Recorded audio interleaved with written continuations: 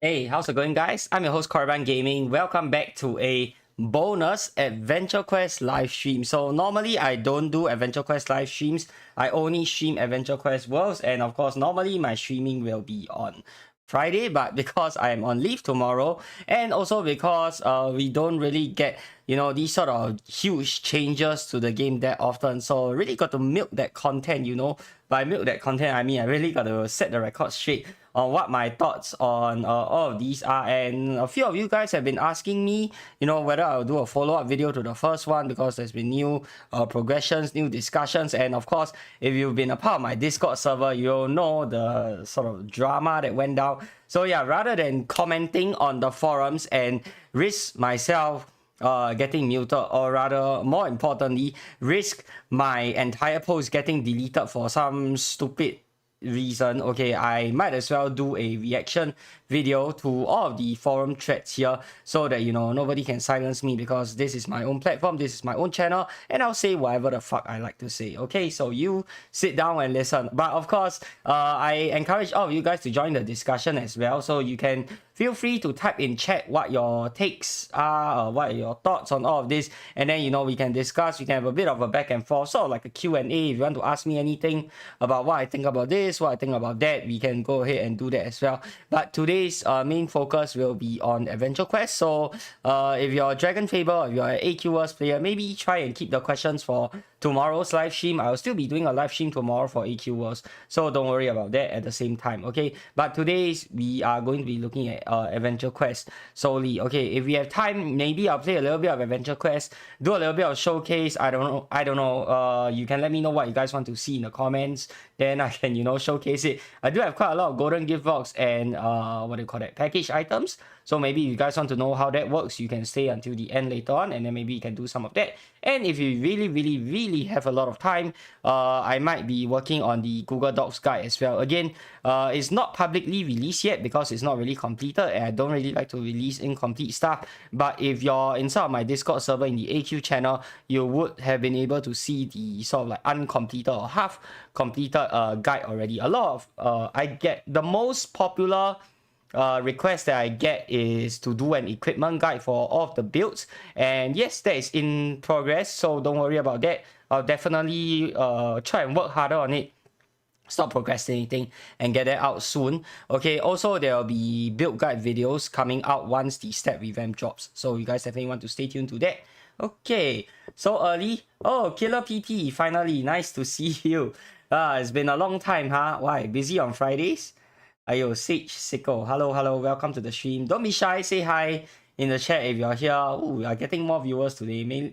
I think it's also cause people are excited to see what I think about this, and they're probably eager to see how I'm going to flame the hell out of them, right? Don't worry, this will be a spicy live stream, I promise you that. And of course, my whole channel is mainly focused on AQ and DF after all. So I do expect my AQ live streams to pull in more people. When will be the first time you will live stream DF? I'll think about it. DF, I would say, is pretty stable right now. There aren't any like big or gigantic changes.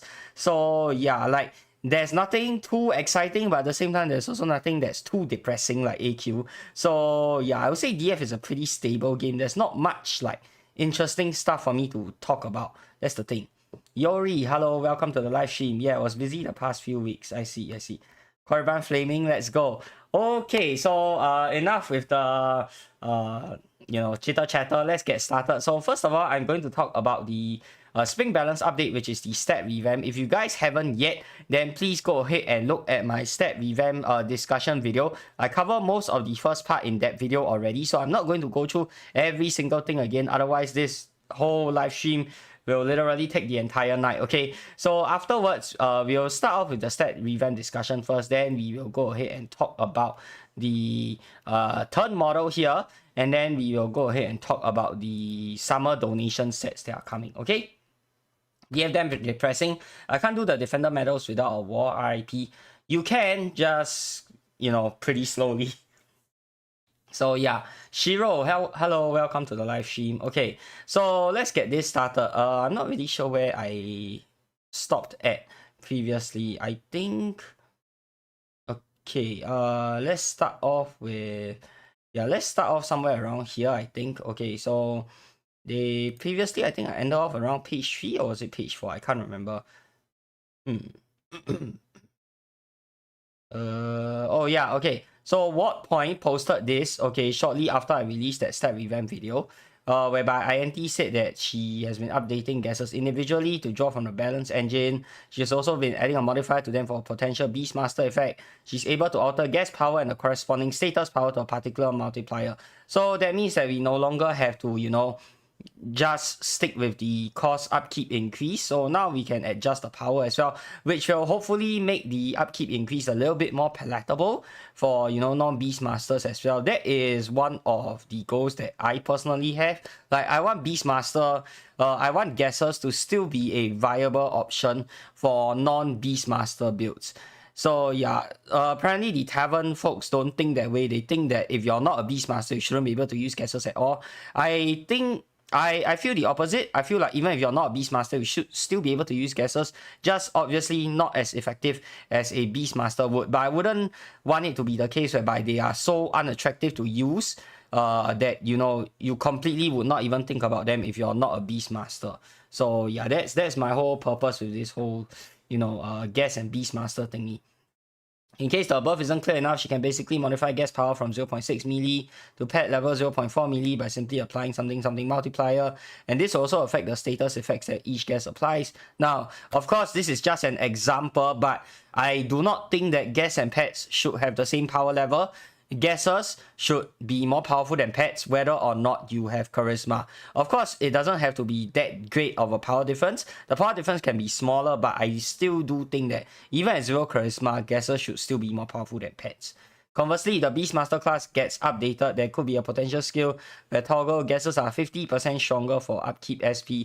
I think this is a very interesting idea, but of course, I don't think a Beastmaster class update is coming anytime soon. And to be very honest, I think that if we were ever to see a Beastmaster class update, we might get another stat revamp by then. So it might be another 10 years down the line. Who knows, right? There's so many things that they need to get done first. They still need to get done the Wizard, the Mage, then they have Archmage, and then there's of course Dracopire, and people are waiting to see the Nemesis set. There are so many things that people ask for first. So Beastmaster class, I don't think that's a priority that they are going to do anywhere anytime soon. So this is a huge if, you know. So these are my proposed numbers. So 45% power, this is at 250 charisma, by the way. 35% upkeep cost with no charisma, 25% upkeep cost with charisma. Chance to ferocious strike. Now, this was before I looked at the ferocious strike idea in detail. So ferocious strike idea is an idea that is proposed by the Tavern. It's basically something like lucky strikes for guessers, but they didn't really make it clear on whether or not these ferocious strikes will affect effects and boosters. So because of that reason alone, I'm going to take it that you only get damage out of it. And let's be honest, a lot of us, we don't use guessers for damage at all. We use them for their effects, for their boosts and whatnot. So I don't think that the ferocious strikes idea is good at all, unless you're telling me the ferocious strikes has like a small chance to give you a bigger boost, something or like a bigger debuff on the enemy, something like what you do for damage, except it will apply to the status effects as well. Unless they can make that happen, which I think the staff can, but I don't think the Tavern would want that. So yeah, that's just my guess. Okay. All right, and then or this is my preferred one right now. 50% power for guessers, 35% upkeep cost with no charisma, and 25% upkeep cost with charisma. And I do think that the power, maybe if you don't have charisma, you can reduce it by like 5%, or maybe even no. I think 5% power. Yeah. So 45% power and 35% upkeep cost with no charisma, and 50% power and 25% upkeep cost with charisma. I do personally feel that that's a sweet spot for guessers. Like, you'll still be able to use them effectively, even if you're not a Beastmaster. But at the same time, if you're a Beastmaster, it's not like they are super overpowered or anything. You will still get more value out of using the guessers, and I feel that that's a very important point to make. Some people are saying that you should make it 1-1, and I don't think guessers can ever be 1-1, because if you make them 1-1, like 1 SP for 1% melee SP for 1% melee worth of damage, I don't think they'll be worth using at all. So guessers need to provide more value than what they are costing, in my opinion. Alright, so next up, blah blah blah. So they're just going to chaotic, of course, maintains that guesses must receive a substantial nerf. Okay, I don't know how substantial is this substantial, but luckily for us, Lawkeeper did confirm on Tavern Discord that they are not that the staff are not planning to increase the cost to a crazy amount, but that doesn't mean that they will not receive a substantial nerf. So he just confirmed that they won't receive a crazy increase in upkeep cost. So it could mean that with what Ward is saying, they could see a huge reduction in power. I don't really know what the final numbers are going to be like. Nobody knows. But I feel that the best way to go about doing this would be increase the upkeep cost a little bit, reduce the damage a little bit, reduce the power a little bit. Okay, I think that'll be the sweet spot. You can't do too much of either one, otherwise you're just going to get a lot of backlash. I think it's pretty much half and half. Some people want to see the power remain the same. They don't mind a crazy upkeep cost, and some people would rather see a lower upkeep cost, but they don't mind a lower power as well. So yeah, pretty much quite split on this. So I think, you know, the happy middle ground would be to give a bit of compromise on both sides. All right, and Primate Murder, I think mostly he's just talking about the Ranger identity and whatnot. Okay, I am not super well versed in Rangers, and if you ask me personally, I feel that there's still a big question that's not really, I don't know, answered properly inside of this entire thread, even after the thread gets locked, because nobody really has any like super interesting ideas for Rangers, in my opinion. Like right now, with the whole ramping idea that the staff proposed, I think people are generally okay with the idea. Like, people don't hate it, and I don't hate the idea, but I think it's not a very exciting idea, you know, like it's not something that makes me go, wow, I really want to try out Rangers, you know. It's just like, okay, I think that's a not bad idea. You guys get what I'm trying to say. They did propose one skill caster nuclear option, and I think that will make Rangers quite interesting.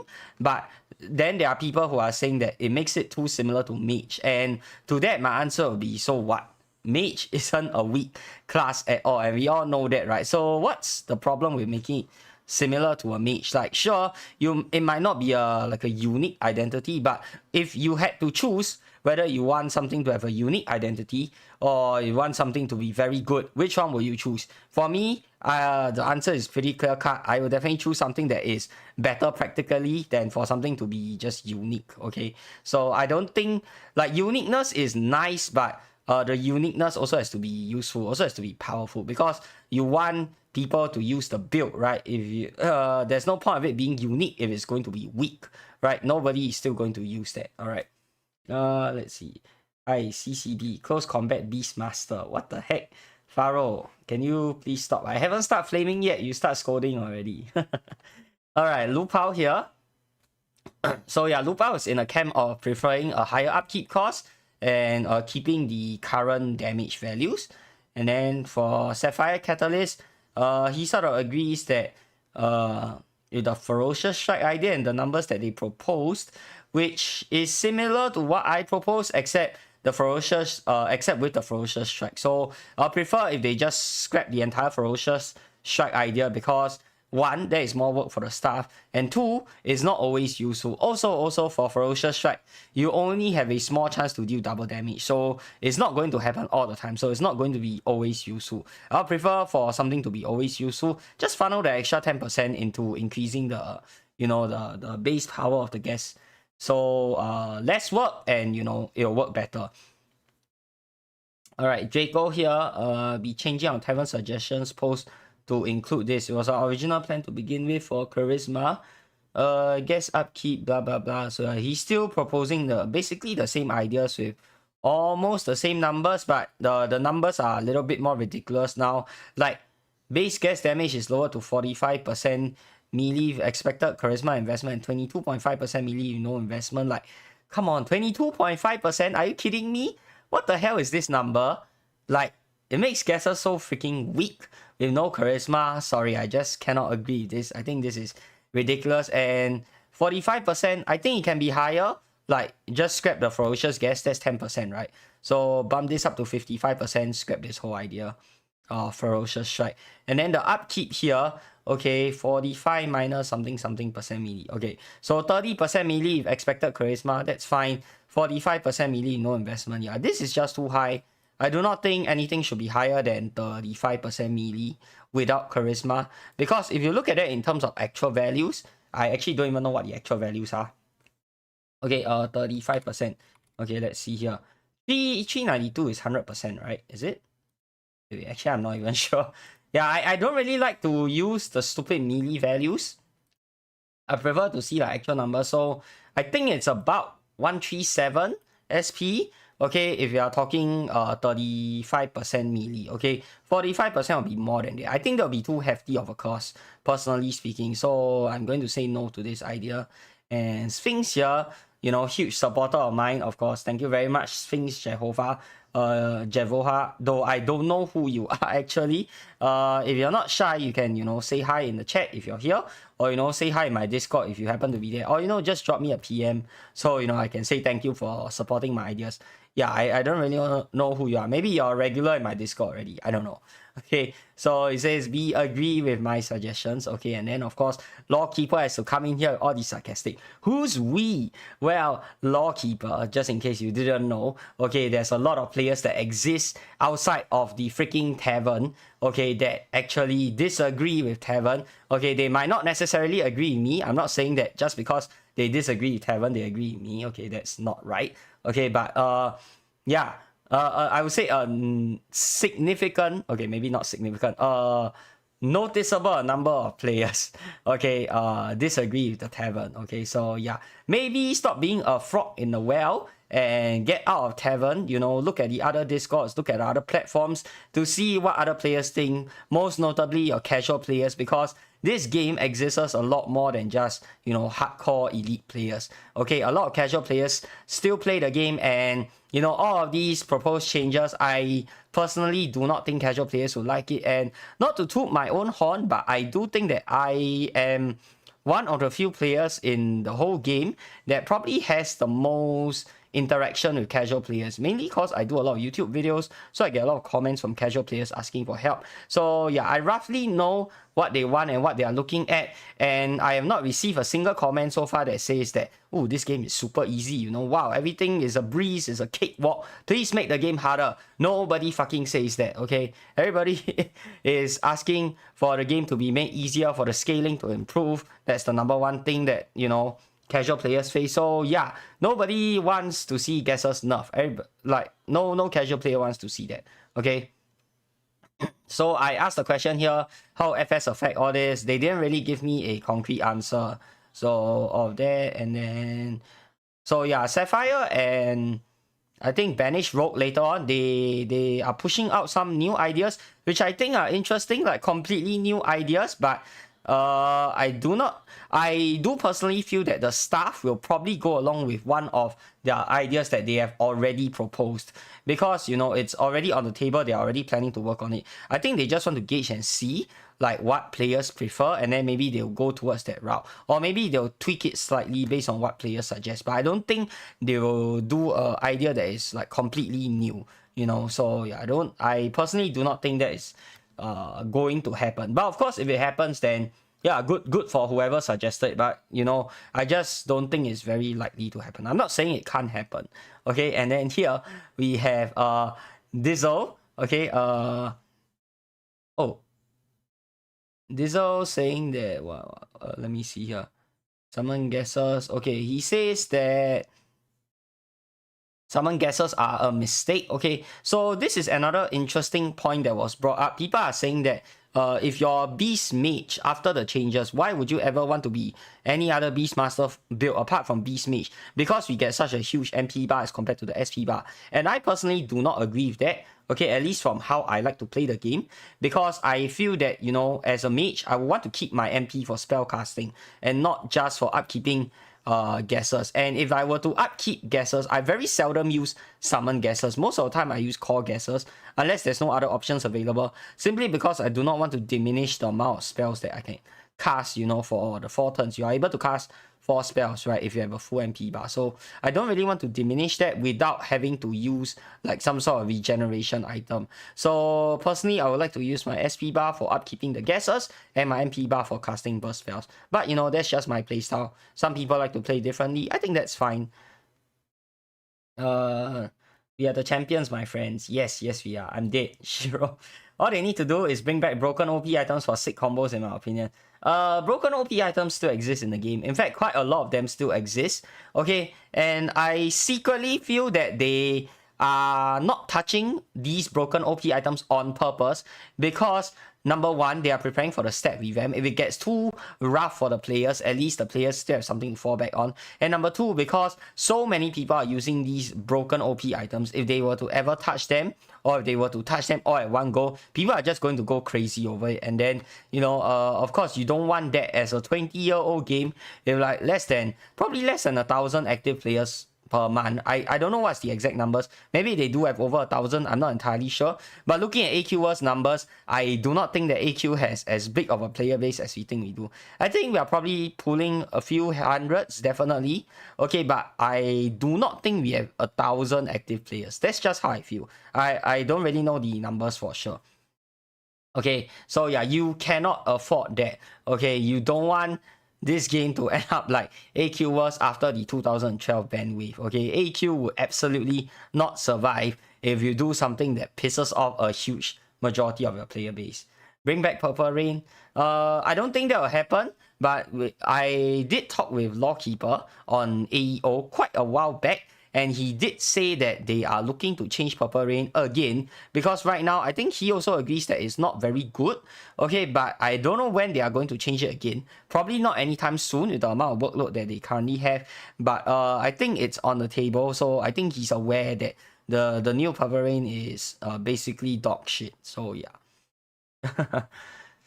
Primate murder, so yeah, he expresses that the ones you're taxing most heavily are Beastmasters. Exactly. And I feel that if you were to make the upkeep cost too crazy, the ones that suffer the most are fully defensive Beastmasters. And why that is the case is because fully defensive Beastmasters are the builds that have to sustain guesses for the longest time. Because they are fully defensive, they don't burst down the enemy, so they'll take a longer number of turns to go ahead and kill the enemy, which means that they have to sustain that cost for the longest number of time. So if you increase the upkeep cost to a crazy amount, they are going to feel the pinch the most. As opposed to like maybe a fully offensive build, maybe you can take down the enemy like 1 or 2 turns, so maybe the upkeep cost won't affect you that much.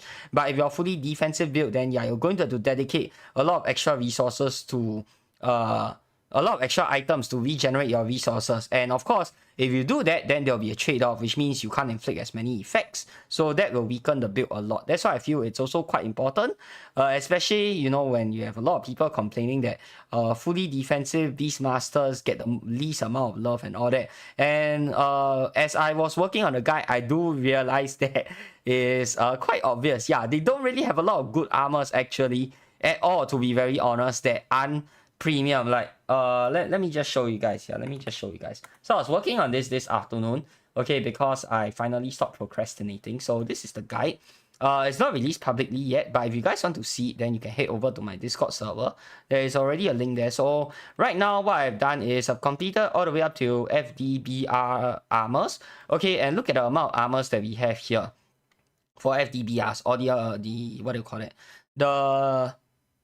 the variety of armors that we have. Like, it's so freaking little, literally no variety at all. Okay, so for fire, yeah, fire you got more, obviously, it's one of the favorite elements. You have your Neko, your Infernal Champion, Bard of War, War Master, Dragon Rider.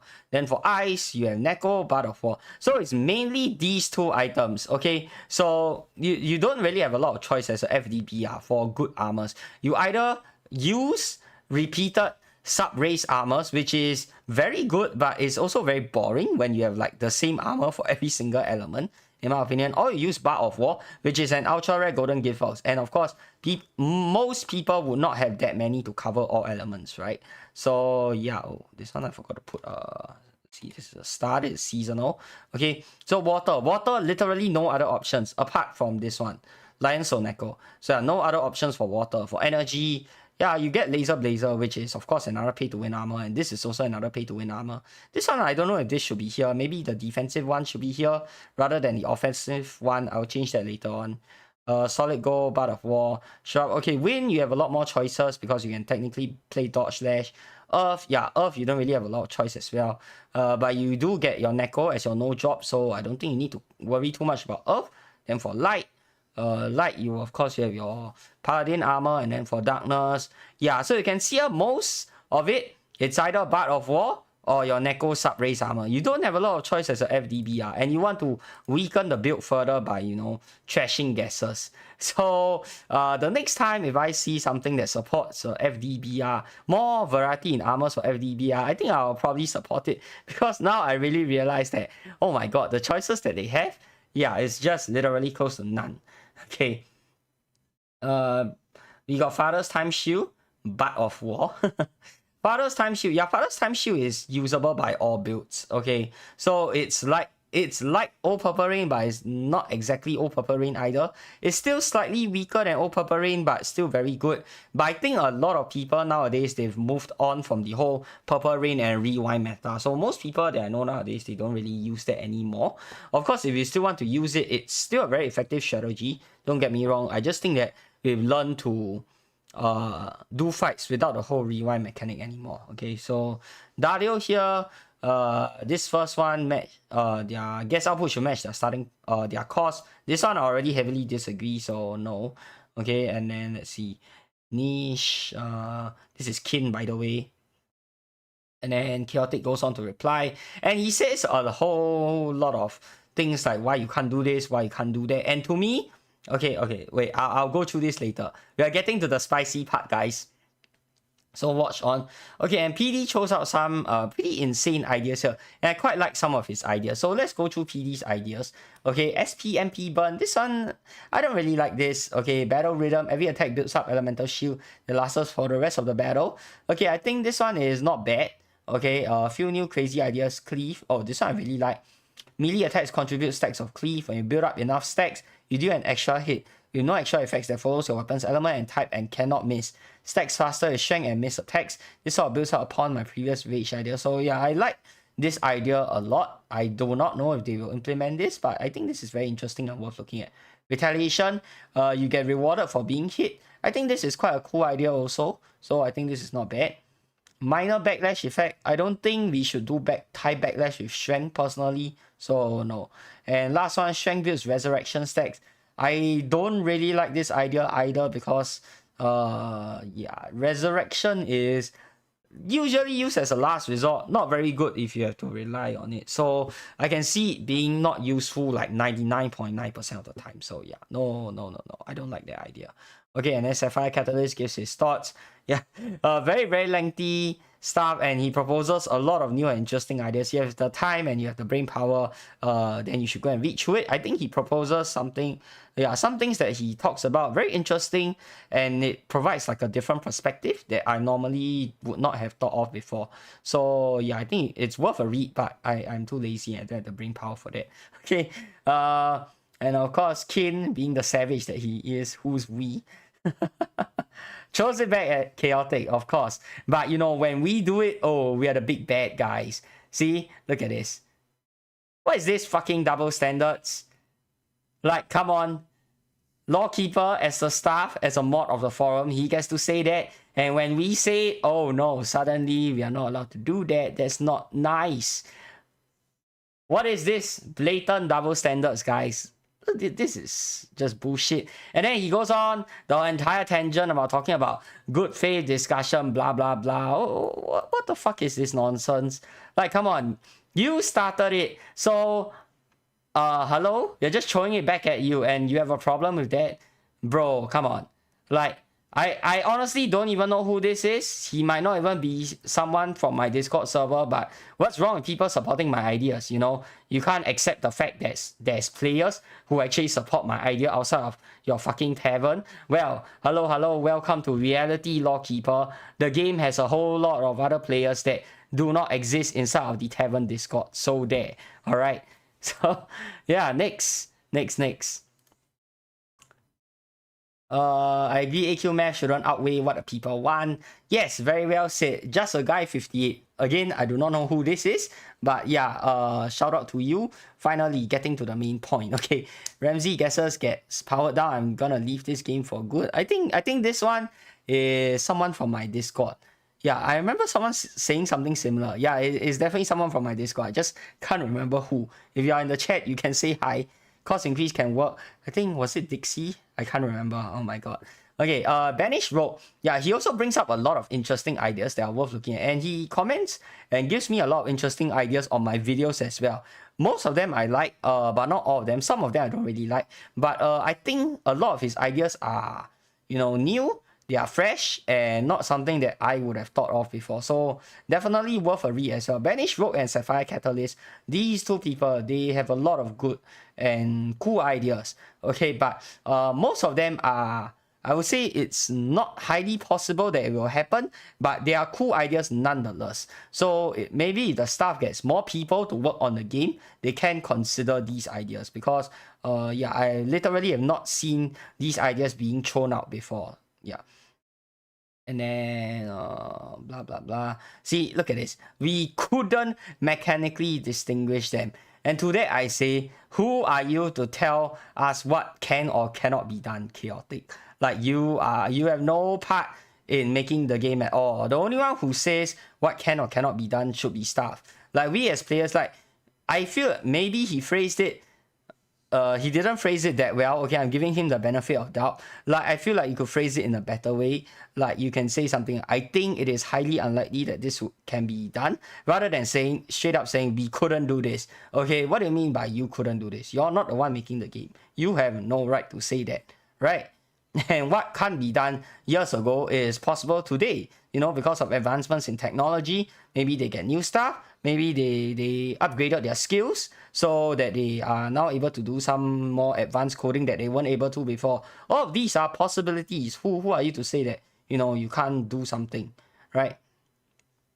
This one, he's just talking in Banish Rogue about his ideas. So I'll not go into too much detail of this, but you guys can go and read through everything, okay? And then Dr. Joe, Jada over here. VIP Brody click. Dr. Joe, Jada here. Agree AQ match shouldn't outweigh what the people want. +1 to this. Unsure if possible on go upkeep guess. I think this is interesting. So instead of SP increase, we make guesses cost go as well. I think that is a very cool idea to, what do you call it? To soften the blow of the cost increase. So instead of increasing SP to an insane amount, just make the guesses cost go or something like that to sort of like compensate, so that way we can keep like the similar amount of power, but we are paying for it in gold. There is one problem with this, however, and that is that this only works for max level, because at max level you generally don't really have a lot of use for gold and you get a ton of it. But before you reach max level, what about all the other 149 levels? People don't really think much about that when they are proposing these ideas, but I think it's also very important to think about the players who are not max level, and there is a lot of players who are actually not max level on the way there, or they might take like a long while before they get there. What happens to them then? So yeah, I feel like gold cost, that's going to hurt lower level players a lot, because they really need the gold when they first reach max level. And if they don't know about the ballyhoo trick, which most of them don't, unless they come and seek help, they will generally find it hard to buy anything at all with like regular farming, something like that. So yeah, I don't think this is such a great idea. This might make Shogun and Natsu more appealing. If not possible, ignore. Shogun and Natsu, I would say they are already quite appealing because they compress 2 elements and they do a lot of damage. So, yeah, I think it's already quite appealing to me at least. Okay, and then of course, Lawkeeper comes in and say, blah blah blah. We need math to have balance. We need balance because I say so, and then yeah, we cannot do anything without balance, all that kind of stuff. Like, how I feel that they should use this model is, rather than like forcing it onto every single item, like, okay, it must follow this model, it absolutely must follow this model, you cannot have any deviations, you cannot make any exceptions. I feel that they can use this model in a better way, whereby, okay, I want to make this item with this idea, so I'm going to use this model and I'm going to select on the baseline numbers. Okay, so this will be the base of the item, of every item that they create. Then afterwards, with these numbers, go and play test it inside of the game, or go and theory craft a bit. I do think play testing is a lot better than, just theory crafting and working out the math. So go and test it out against Combat Practice Trainer, against a level 150 monster. See how it performs. Is the baseline numbers good? Okay, if it's not, then obviously you should buff it, make it better. And if it's too good, then yeah, obviously you should tone it down. I really disagree with the idea that everything must follow this balanced standard, because it really kills off creativity. Like, just use that as a baseline for all, as a starting point for all your items, but always look to tweak it. Okay, whether it be making it better or making it worse. Never just stick with the baseline and, you know, just shove out the item, you know, just push out the item like that. Like, these are the numbers, okay, they are balanced, boom, that's it, item done. You're not going to look at it anymore. You don't really care what you think about it anymore. No. Okay, not everything has to be balanced for it to be good, and not everything has to be balanced for it to be bad. All right, so yeah, just I feel that's how that they should use the model, you know. Don't follow it too strictly. And then Primate Murder goes on to support PD's idea, and then he goes on to talk about dexterity once more. Okay, let me stretch a bit. Okay, yeah. More of the dexterity talk, and then Banish Rogue with his ideas. Very long. Okay, and yeah, this is what I wanted to address, the elephant in the room.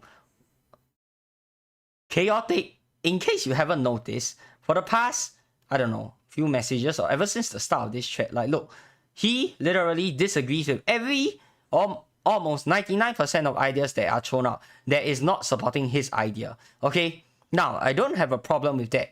Okay, you are free to disagree with other people's ideas, and you should obviously support your own ideas.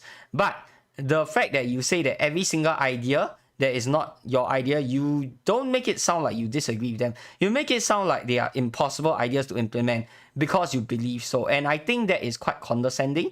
So Dizzle calls him out for it. And of course, P-Ball here, I don't know who is P-Ball, but I have a strong feeling that this is probably Yori. Okay, also supports it. And there was a comment by me here. Okay, but it's been removed courtesy of... Wait, yeah, no, not yet. Okay. Hold on, my comment comes a little bit later. So yeah, and then Lawkeeper comes in and says, uncompromising posts and bring extraneous community rivalries into a thread. Like, until this point, when has there ever been any community rivalry? Let me know. Guys, I don't see any mention of Tavern here. I don't see any mention of Korriban's server or Korriban's people here. So what's this got to do with community rivalries? This is honestly just grasping at straws, you know, just finding an excuse to ask people to shut up because they disagree with your precious chaotic. Like, get off his fucking dick, bro. Like, come on. Do you have to make it so obvious that you are biased towards them? Like, everybody who has eyes knows that you're biased, Lawkeeper, but you don't have to make it that painfully obvious. It's like you're digging a hole and you're jumping into the hole willingly, and then when people shove dirt into the hole to bury you, you come and complain, why are you shoving dirt into the hole? But you literally dig the hole yourself and jump into it. So what? You get what I'm trying to say? Like, what the hell is this? Have you noticed every single time someone says something bad about Lawkeeper, even something remotely bad, he jumps to their defense? Like, come on, bro, don't make it so obvious, please. As a staff, you're literally paid to be professional, so please maintain professionalism and stop being so fucking biased. Like, you can be friends with them, I have no objection with that, but in your official role, like in your official capacity, you should be more fair, you know, towards the player base, and you don't go around telling your customers they are wrong. Like, what kind of customer service is this? And this is why a lot of game devs get a lot of flack. Okay, you don't go and tell your players they are wrong. That's just bad customer service. Okay, even if you know they are wrong, you don't tell them to their face, and more importantly, you don't tell them to shut up. That is literally what is going on here. We are the people keeping your game alive. It's because of us that you have a job. It's because of us you're getting your bonus. It's because of us they are getting a fucking salary. So if you are telling literally the people who pay you to keep your job, you know, to shut up and not comment, then why the hell would people still want to support this game if they are getting shit thrown back in their face like this? These are good feedback and you need to listen, okay? Now, I do think that these are constructive feedback, and the thing is, these is not even targeted at you, Lawkeeper. Why are you getting involved? Why are you getting involved? Nobody is saying anything bad about you. And you come in and jump in and defend him for what reason? Exactly. Why are you getting triggered? Nobody's talking about you here. So it's like, it's literally none of your business. Why are you poking your nose inside here? Makes no sense. All right. Okay, let's move on. Glad to see my ideas, getting feedback, PD, okay, and then broccoli. Yeah, so they are mostly talking about Banish Rogue's idea, a little bit of support for PD's ideas, and then Lawkeeper is also replying to Banish Rogue regarding his ideas, whether or not it's feasible and all that kind of stuff. And here, What Point, another motherfucking biased dog, okay, he goes ahead and removes the whole part about me agreeing with Dizzle and P-Ball. Okay, there was nothing rude about that, in my opinion. All I said was, I 100% agree with them, and I think that some players should not, you know, be shooting down other people's ideas, you know? Like, you can disagree with them. There is no problem with that. And I said that, okay? You are free to disagree, and that is perfectly acceptable. But you don't go and tell other players what is and what is not possible, especially if you're not a member of staff. Okay, that was literally what I said. And What Point just removes the entire chunk. Why? Why? What's wrong with that? I'm just stating a fact. And the thing is, here Lawkeeper jumps in with this. We can do without the attributions of ill intent. Okay, presumably targeted at the first paragraph, which was already removed. Okay, so you guys can't see. And the thing is, what ill intent is there? When 3 people tell that one person that he's wrong, maybe use your brain and think. Maybe that one person is wrong instead of that 3 people being wrong. So, like, 1, there's no ill intent, and 2, if 3 people tells you you're wrong, chances are you are wrong, okay? So, Lawkeeper, why are you defending him for no reason whatsoever? If you think staff members abuse their powers like that, can actually show Arctic support. Yeah, I have been considering that, heavily considering that, to be very honest. So I will give it a little bit more thought.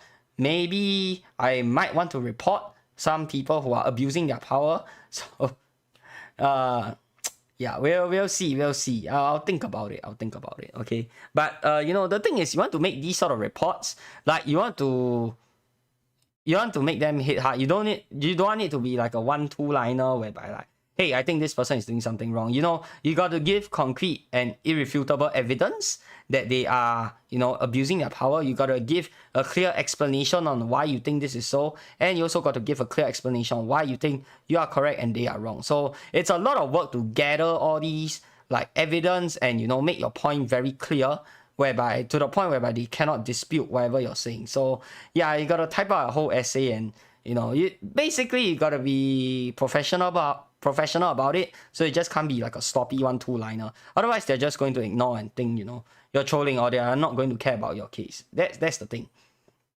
Also, this is why I don't use forums unless I suggest. Yeah, that's another thing in the forums. I feel like the forum rules, a lot of them are like super outdated. You just have to be like super nice and all that kind of stuff. So yeah, I don't like it. It makes me feel very hypocritical when I use the forums. I have to act nice even though I don't want to be nice. Why is that so? Like, okay, like maybe you can do without the name calling and all that. Fine, that one I can agree if you want to have a constructive discussion. But sometimes there are some things that are just very ambiguous. Like one of my posters got deleted by What Point because I called somebody else's ideas absolutely insane. May I know in what fucking universe is calling an idea insane constituted as rude? I do not think that's rude. It just means that I think the idea is crazy and I don't think it will work. How the hell is that rude in any way? Like, what are you, a fucking baby? Hello? Like, that is one thing that I really could not understand. I think he's just honestly trying to find an excuse to remove my post for like a very, very stupid reason. And I really do not agree with that. Like, come on. I'm just calling an idea insane. What's wrong with that? Okay. There's nothing wrong with that. It's not rude. I don't see it as rude. If you call my ideas insane, then okay. Okay, so you disagree with me. Alright. So we can agree to disagree, right? Then that's it. That's the end of it. What? There's no name calling. There's no rudeness or anything. Like, if someone calls my ideas insane, I'm not going to go report to the mod, hey, this guy called my idea insane. That's a fucking stupid thing to be reported for. And that's a fucking stupid thing to have your post removed for. Like, come on. Okay? And then I say here, quite the opposite actually. We're just hoping to have an environment where you can freely toss out ideas without fear of being judged or shut down by other fellow players, not by staff, but by other fellow players, okay? Disagreeing is one thing and perfectly acceptable. To say something can be done is an entirely different thing when there has been no indication by staff on what is not possible. Okay, so right before this point, okay, the staff did not make any mention on what is possible and what is not possible. Then you have this random player, random know-it-all player who comes in and assuming he thinks he knows everything, he thinks he makes the game or something, and he's telling other people why their ideas are not possible. That's just stupid. You don't make the game. You don't decide what's possible and what's not possible. Okay? And then Lawkeeper says this bunch of nonsense. Honestly, don't even know what he's trying to say here. Can freely assume each other's intentions and make accusations based on their assumption, but that doesn't mean we may. So what's the point of this? That was never acceptable nor correct before, and it's not suddenly the case now. So you see, another point, another freaking bias post over here. Like, why are you suddenly jumping to his defense? I already explained here, we just want to have an environment where people can toss out ideas without their ideas getting shot down. Like, look at him shooting. Okay, and it's not even my ideas that get shot down. Okay, of course he did shoot down my ideas as well, but look at this. Banish Rogue, he says no to everything, and then Primate Murder, he says no, and like literally every single idea who is not a tavern idea, okay, he says no, and he says it cannot be done in some way. Like, look at this, he makes it sound like he knows everything about the game, which honestly I don't think he does. Okay, sure, he knows a lot of math, but in terms of practical, like actually playing the game, knowing what's good and what's not, I don't think he knows, because he sugarcoats a lot of things to be good when they're actually trash. So I don't really know what he's trying to get at. Alright, and Anim here. Okay, now Anim, in my opinion, is one of the more neutral mods. So I have to give him a shout out for that. So shout out to you, Anim. This is how you should be doing customer service. Okay, please, Lawkeeper, for the love of fucking God, go learn from Anim how you should reply to your players. If you have nothing nice to say, don't say them at all, because that's not how you should treat your customers. And if you want to say something bad, at least keep it neutral, okay? You don't just go off on one side and let the other side run off scot-free. Like, 3 people are saying he's in the wrong and you are defending him. What gives, you know?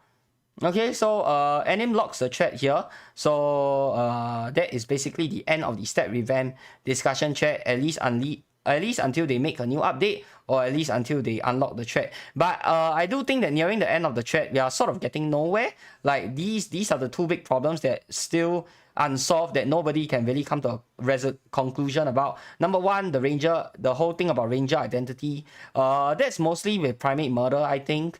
Yeah, and I think Banish Rogue mentioned something about it as well. I said here that yeah, I prefer something that's usable. I already mentioned this point earlier. And then the second point is obviously gas power and upkeep. What should be the numbers for it? So I'm still defending my own point. I don't really think I made any new points.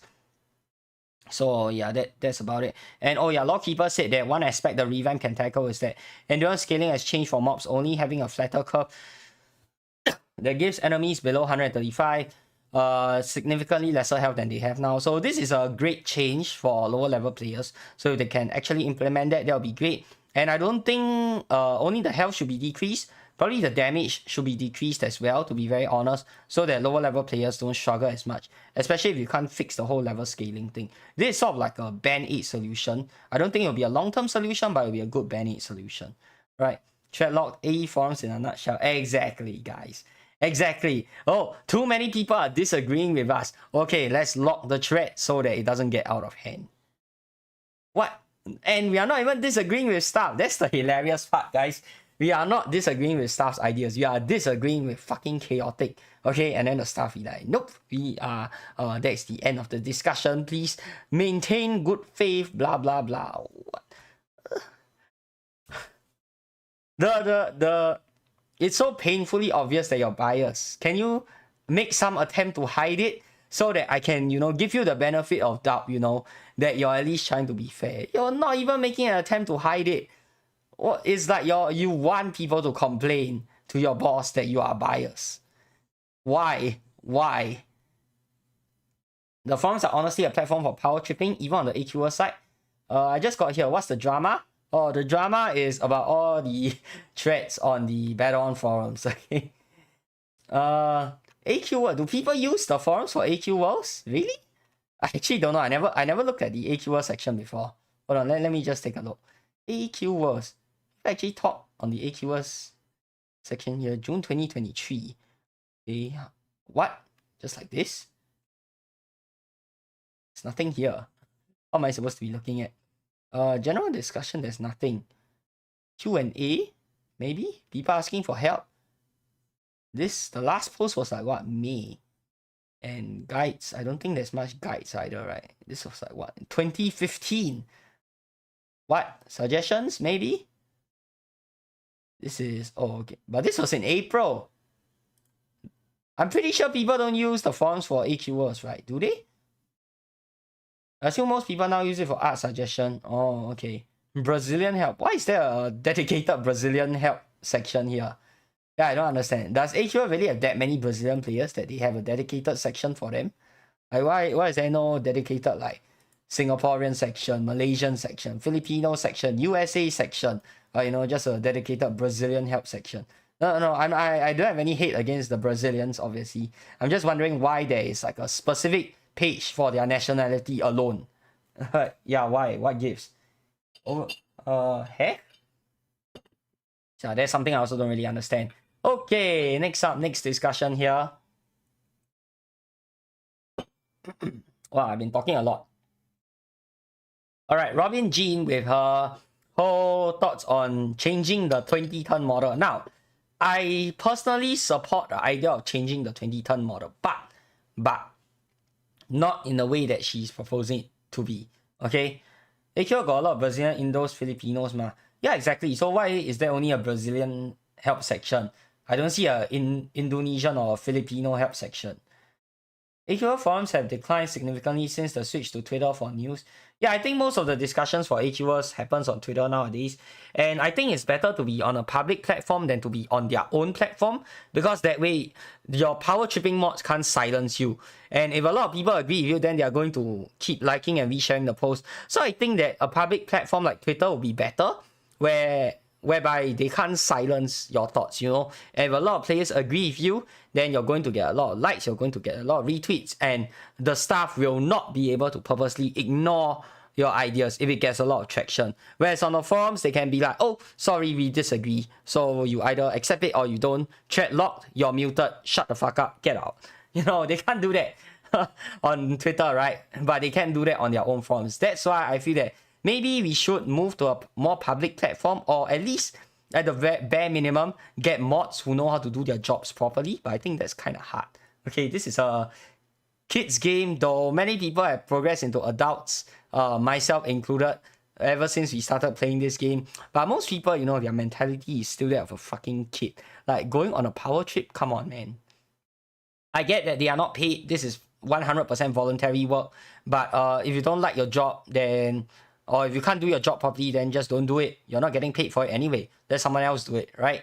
Interesting to see how many more suggestions appear for donation contest. Yeah, I will go through that in a while. Maybe there isn't any dedicated staff members doing this yet. Yeah, I don't think there's any dedicated staff members actually looking at the forums, or very little. Like the main moderation team for the forums are volunteers. There are some game staff who actually looks at the forums and moderates it a little bit. I know Anim does a bit of moderation, but for the most part, it's volunteer staff. For DF side, yeah, there generally isn't any moderation for DF. Yeah, I don't think I've seen any moderation for DF before.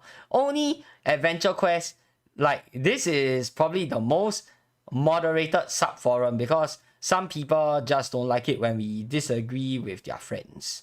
And they can't accept that, so they resort to removing posters, muting people, threatening to ban people, all that sort of nonsense, alright?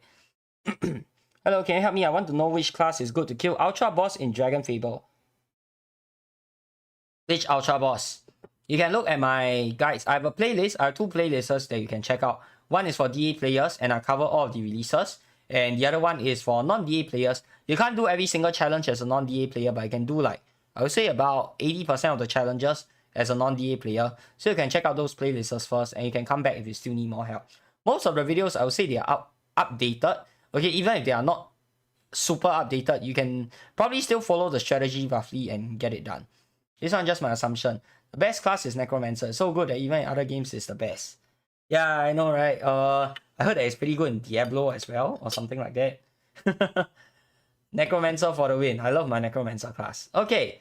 Now back on topic. Okay, 20 turn model. So blah blah blah. She goes on to explain what the turn model is, and these are her proposed changes. Inconsistency between the turn model and the conversion model, and changing the HP bar to fix this. HP should last for all turns of the turn model. However, since February 2020, when blood items were outdated, we've been using the conversion model for HP, which makes for your HP for actual survival far lower than it should be. Specifically, 100% melee for HP is simultaneously 120 of your HP bar, 0 endurance, and 1.125 of the value in SP. So blah blah blah. So let's see here. If we reduce to 10 turns and let us raise 0 endurance HP to 3,480. So this is technically a buff to HP. Like, here's the thing. Like, even though this is a buff, I do not think that it's necessarily needed. Like, yeah, I think 2958 as 0 endurance is enough. Like, why is there a need to make this change? Of course, I love buffs, guys. Don't get me wrong. I'm not saying this is a bad thing. I'm just questioning why is there a need to do so. Like, it's just a freaking small error that doesn't affect gameplay in any way. Does it matter if it's 2958 or 3480? Does it matter? Other than the obsession to make everything balanced and, you know, look nice, make the numbers look nice. Like this, I don't think this changes a lot of things, honestly. Of course, it's nice to have like 500 extra HP. I'm not questioning that, but yeah, how big of a difference is this change going to make? I don't think it's going to make a big difference at all. And in that same vein, she also so you see, it's just a small inconsistency. Okay, she didn't mention small, but yeah, this is a small inconsistency. Like, most of what they propose is really just to fix the numbers on paper rather than, you know, something that actually benefits or something that actually has some big change on the game. So this is the thing that I don't understand. All the changes proposed, they are all just based off numbers on paper. They are not based off like actual practical gameplay. So if I make this change, how is it going to affect the game?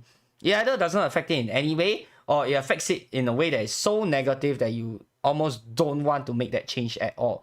So it doesn't make sense to me at all. There's no like real practical purpose to introduce these changes other than, you know, obsession to make the balanced numbers look nice. Why is there an obsession there? Does it really matter if it's like slightly inconsistent? Like, I wouldn't care. Maybe some people care. I know some people do care, but why do you need to care? That's my question. You know, you're playing a game to relax. Does it matter if something is a little bit off? It doesn't matter, right?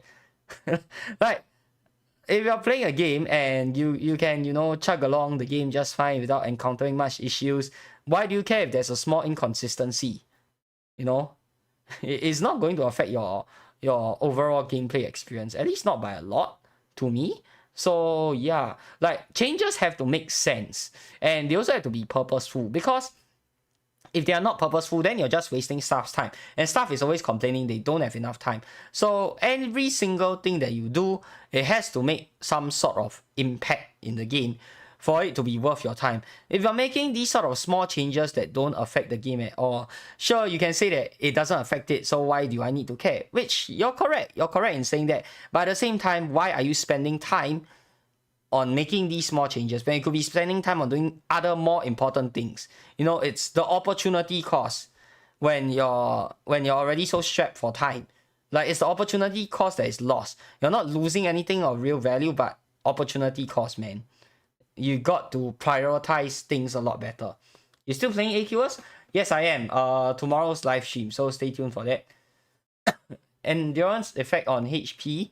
Okay, that gives you 5,220, more reasonable and honestly still a lot. Reducing endurance power like this does have a problem of further disincentivizing endurance. Now, I do agree that endurance doesn't really have a lot of use at max level, because most people, they either can regenerate enough resources to keep a full HP bar up with 0 endurance, or they can, you know, have enough defensive options whereby the monster doesn't really hurt you that much. So yeah, endurance at max level, it's technically one of the most useless stats, but this is different for lower levels, okay? for lower levels, endurance is, I would say, it's very necessary, especially for people who are not that good in the game or don't have the best equipment yet. So I'll say endurance is like a stat for lower level players. It's not really targeted for higher level players, and I don't mind it staying that way, because from level 1 to level 149, you'll get good use out of it, but maybe at level 150, you don't really need to use it anymore, and you can shift those 250 points somewhere else. That's why I think that endurance doesn't really need a change. Even in this stat revamp that they're going to do, they are not going to change endurance at all, and I think that's fine. I think endurance is in a good spot where it doesn't need a buff, but it doesn't need a nerf either. Alright, I think it'll be better if they base balance around item build variety. I agree as well, but you know, they still prefer to stick to the numbers. What can I do? I've been voicing my opinions on this for like the past, I don't know, 2 years already at this point.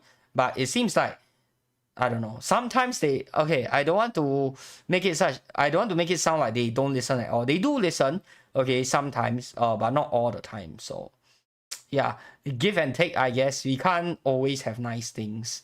I mean, we do get nice things sometimes, but not all the time. So when we don't get nice things, we complain.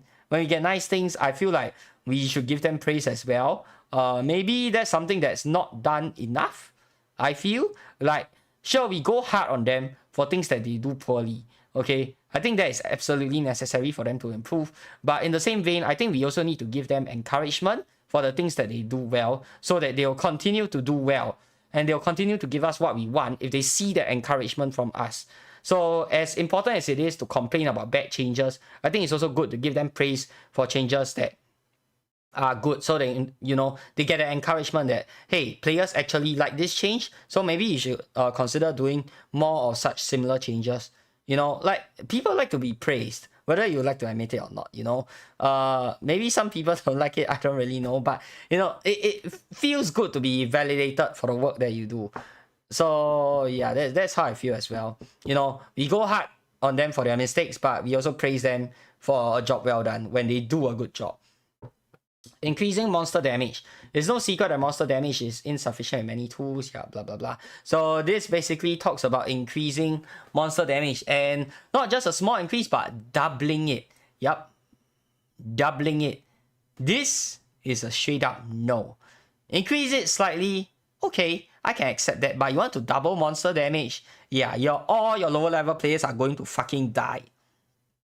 Okay, this is a freaking another insane suggestion by Gene. I think a lot of people, when they put forth these suggestions, they do not think about level 1 to 149. They only think about level 150, which I don't really blame them, because sometimes I kind of don't really take levels 1 to 149 into consideration as well. But it is absolutely key when you have so many new and returning players. And in order to keep a game alive, you cannot just depend on your current player base. People are going to quit. Okay, whether it's because your updates aren't good, whether it's because they are tired of the game. Excuse me. Very little people stick with a game forever. Okay, I played many games throughout my life, and I don't stick with all of them forever. Sometimes, even though the updates are good, I just get bored of it. Okay, and then I just leave because I'm not interested in it anymore. It gets stale. So in order to keep the game alive, you need new players to come in, you need returning players to come in. And if you're going to make their life so ridiculously difficult, they are not going to stay. They are going to come back for like 2 to 3 days and be like, holy crap. So I can't do anything to reach max level, but in order to reach max level, it's also so difficult. So yeah, they just lose all that motivation, you know, like, wow, I need to take over a month to get max level, to get all the cool stuff. But that 1 month is literally going to be a living hell. I'll need to cap every day, and to cap every day, I need like this optimal gear, this optimal setup, and maybe if I get unlucky, I'm going to die. Like, that's not fun at all, okay? Next up, the MP bar. Yeah, she goes on to say how the MP bar is fundamentally flawed and all that. This is the insane suggestion that I was talking about. Halving the MP bar. Look at these crazy suggestions. Doubling monster damage, halving the MP bar. Bro, you're going to kill the game with these suggestions. Like, the game will be fucking dead. Like, people would start a riot. People are going to gather outside AE's doors. Like, what the fuck are you doing with the game? Man, these ideas are crazy. Halving the MP bar. Okay, let's take a look at how many players are actually majors. Okay, I'm not saying that all majors are going to hate the change. There will be some people who like the change. There'll be very, very, very few people. But let's just look at how many freaking mages there are in the game right now. I would say mage is probably the most popular build right now, or some variant of mage. Okay, let's look at let me see, where's the donation one? Where's the donation one? Top. Okay, let's look at top elf tokens. These are your biggest spenders. Okay, so it's important to know what they are doing. Okay, these are the people keeping your game alive. Let's look at the top 50, shall we? Okay, look at the top 10 first. This is Flash Emulator, by the way. You guys can go ahead and download it. It's an extension for Chrome that allows you to go ahead and, you know, use Flash Player. Even though Flash Player is already dead. Little trick for you guys, okay? Very, very weird build. But you can see, he has intellect, okay? That's one. Okay, this guy, he has intellect. That's two. He has intellect. That's three. He has intellect. That's four. He has intellect. Number five. This one. Okay, fine. Five so far. Already halfway. Already half of the top 10 players have intellect. Okay, this guy doesn't have it either. Okay, fine.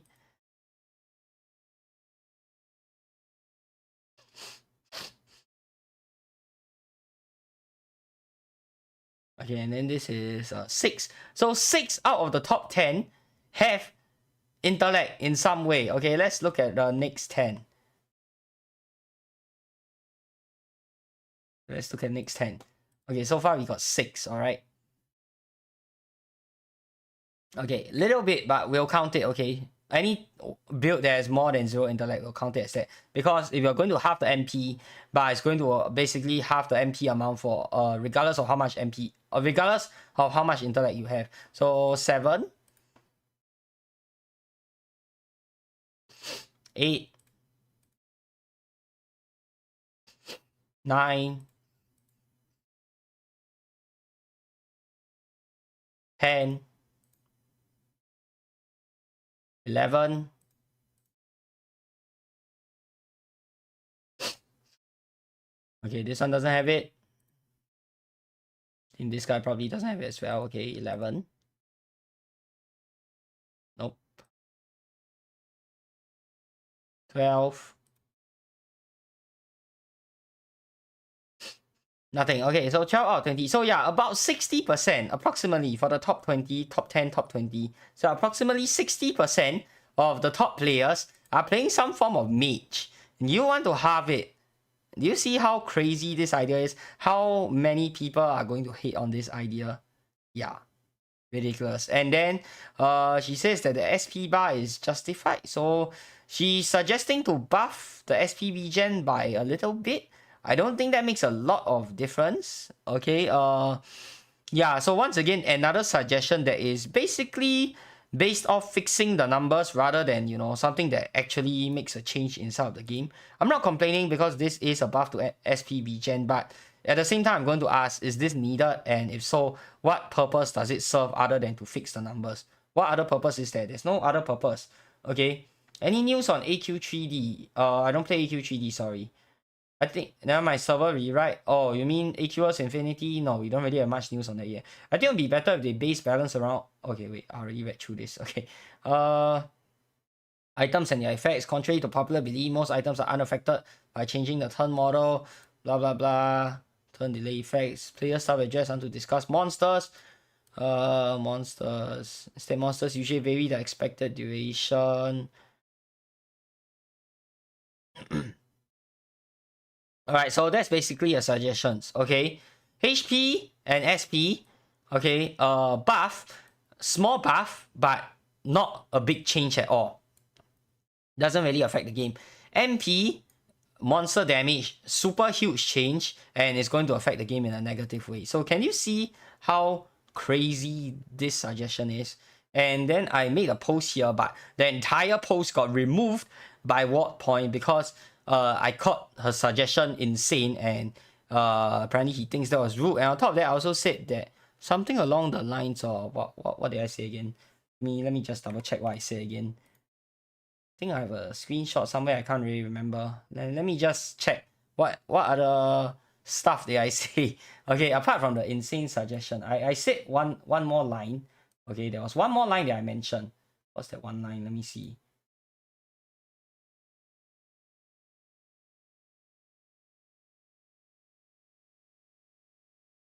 Okay, so yeah, Chaotic says here that wait, where is it?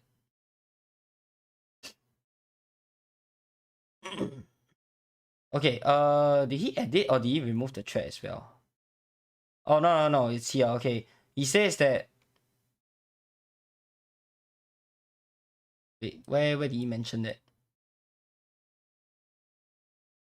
These will be divisive changes. Yeah, that's one. He also said that people are going to riot. Wait, where is that? Brings me on to no turn on. Okay, yeah, there it is.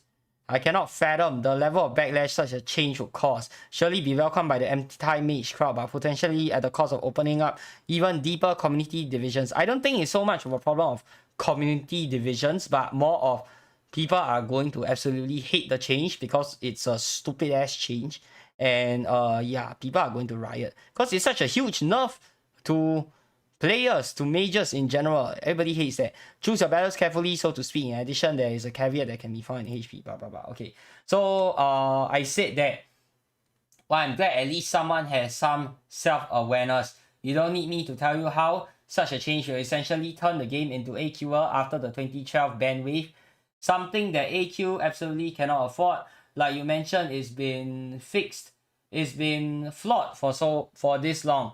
Sometimes it's better to just leave things be and accept it. Killing the game over the obsession to fix a 10-year-old mistake isn't worth it and never will be. So that is what I said exactly in response to this. And it got removed because the first part of the sentence is sarcastic and condescending. Okay, so the first part I said, well, I'm glad at least someone has some self-awareness. So that part was sarcastic and condescending, which, okay, to be very fair, I kind of agree with that. So I'm a fair person, okay. I sort of agree that I'm not going to lie, that was intended to be sarcastic, okay, but I'm also glad that he realizes that rather than, you know, just pushing ahead, hey, let's go ahead with these MP changes because these are the right numbers. At least for all the flaws that Chaotic has, he at least recognizes that this will cause a huge amount of backlash. So for that, I sort of give him credit, but I guess I didn't phrase it well enough in terms of my words. So it came out as sarcastic and condescending, which, okay, fine, I guess it is. But the first part about me calling the suggestion insane, okay, and how that was rude, yeah, that one I really don't agree with, okay. So these people, they carry on discussing, but yeah, Lawkeeper says that it's not impossible, but the additional workload of managing it is so much that they will need a thorough redesign. They will need the help of Captain Rhubarb. They also need the help of Spider, the incredibly talented 133 Spider. So yeah, it's not fundamentally impossible, but it's not practically doable within the scope of a revamp that's already been significantly delayed. So obviously it's never going to happen in the step revamp. And I think we already know that even before he says it. But he also says it will vastly increase the pressure for tutorial and early game adjustments that require feature UI work, and managing its ripples to keep the game fun will be a massive redesign task. So this is a huge undertaking, even larger than the step revamp probably. So if this were to ever happen, it'll probably be like, what, 10 years down the road or something. I don't think that they'll have the time amongst all the stuff that they need to do in order to get this done. Like, they won't be able to finish all the stuff before they can tackle this, right? So yeah, I think it's a gigantic project, like he says. So he also agrees that some of it won't be sustainable for the game, which I am also glad, okay, that he sort of sees it that way. Should not require any hostility. Like, okay, this again, like where is the hostility? Okay, fine. Maybe in my post there was a little bit of hostility. Okay, I'm not going to act like there isn't. Okay, there was a little bit of hostility in my post, but why do you feel the need to jump in immediately every time? Like, it's so biased. It's so freaking biased. Every single time without fail, you will jump in to defend that piece of shit. Like, come on, please be professional, be more fair, okay? I agree, I was a little bit aggressive, too aggressive. So this is warranted, but every time, every goddamn time, okay, sometimes warranted, sometimes not. The times when it's not warranted, like the previous thread, yeah, come on, man.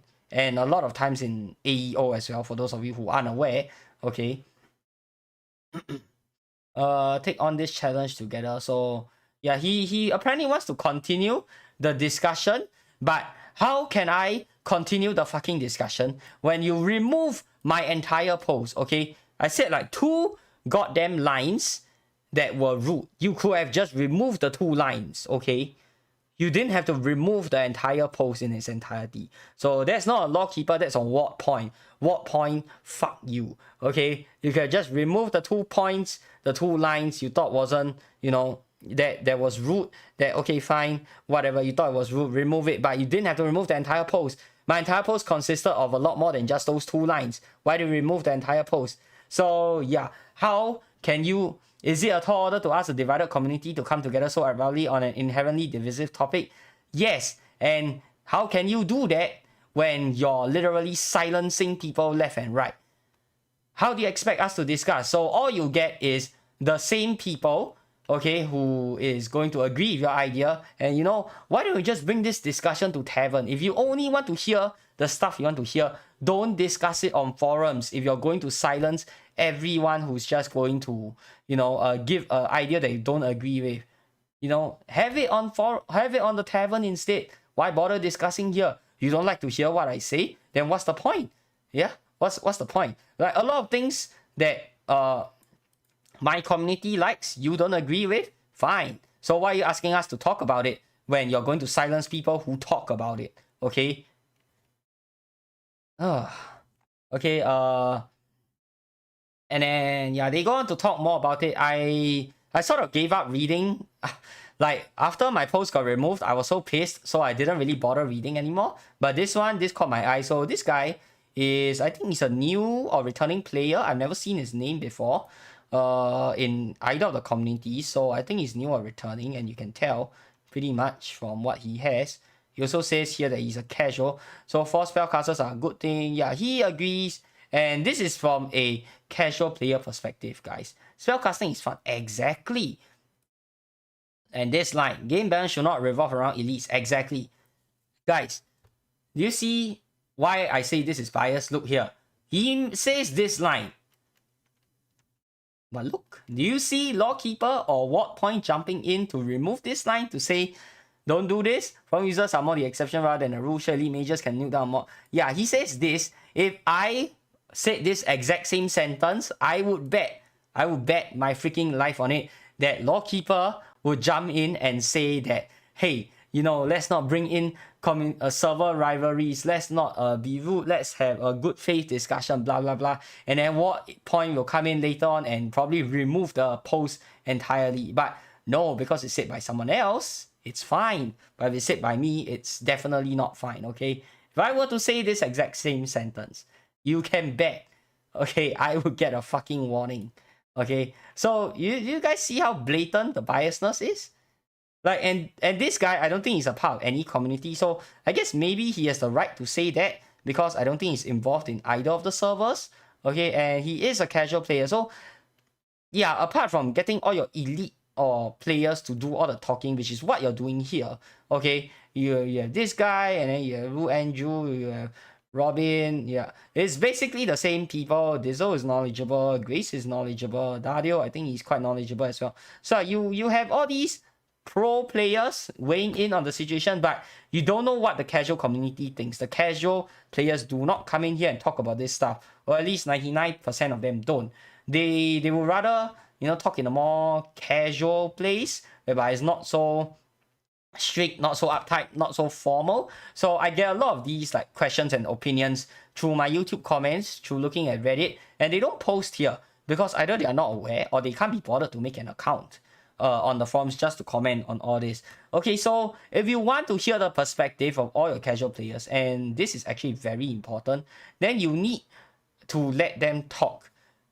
And you need to stop letting this piece of shit here shut down all the ideas. Like, he goes on to talk about all this math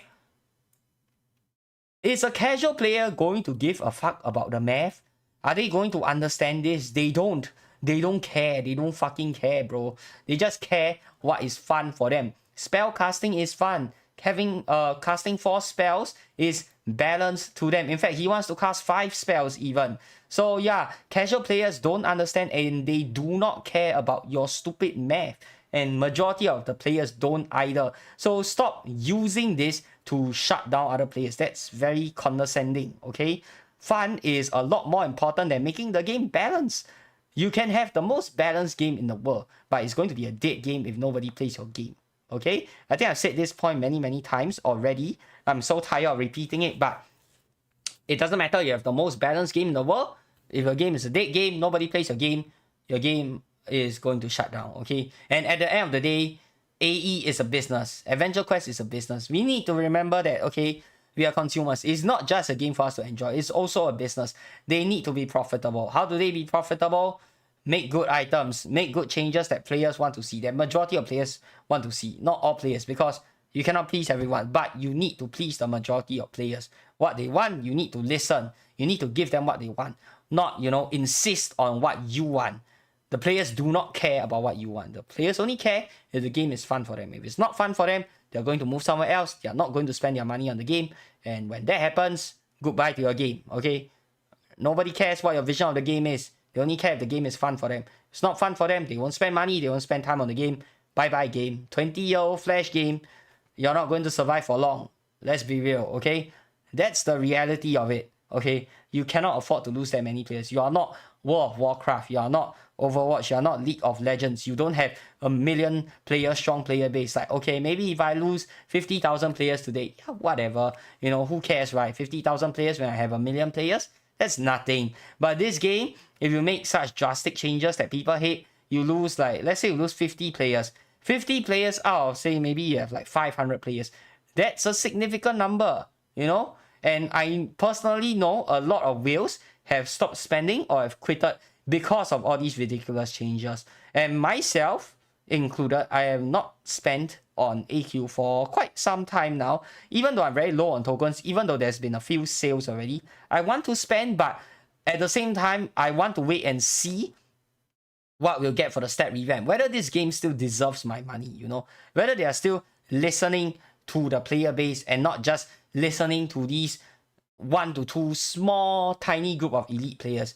These people, they don't even spend that much on the game, and they don't even spend that much time playing the game as well as compared to doing the math. So why are you listening to them? Why are you not listening to the players who spend a lot of money on your game, who spend a lot of time on your game, who spend a lot of time promoting your game for free?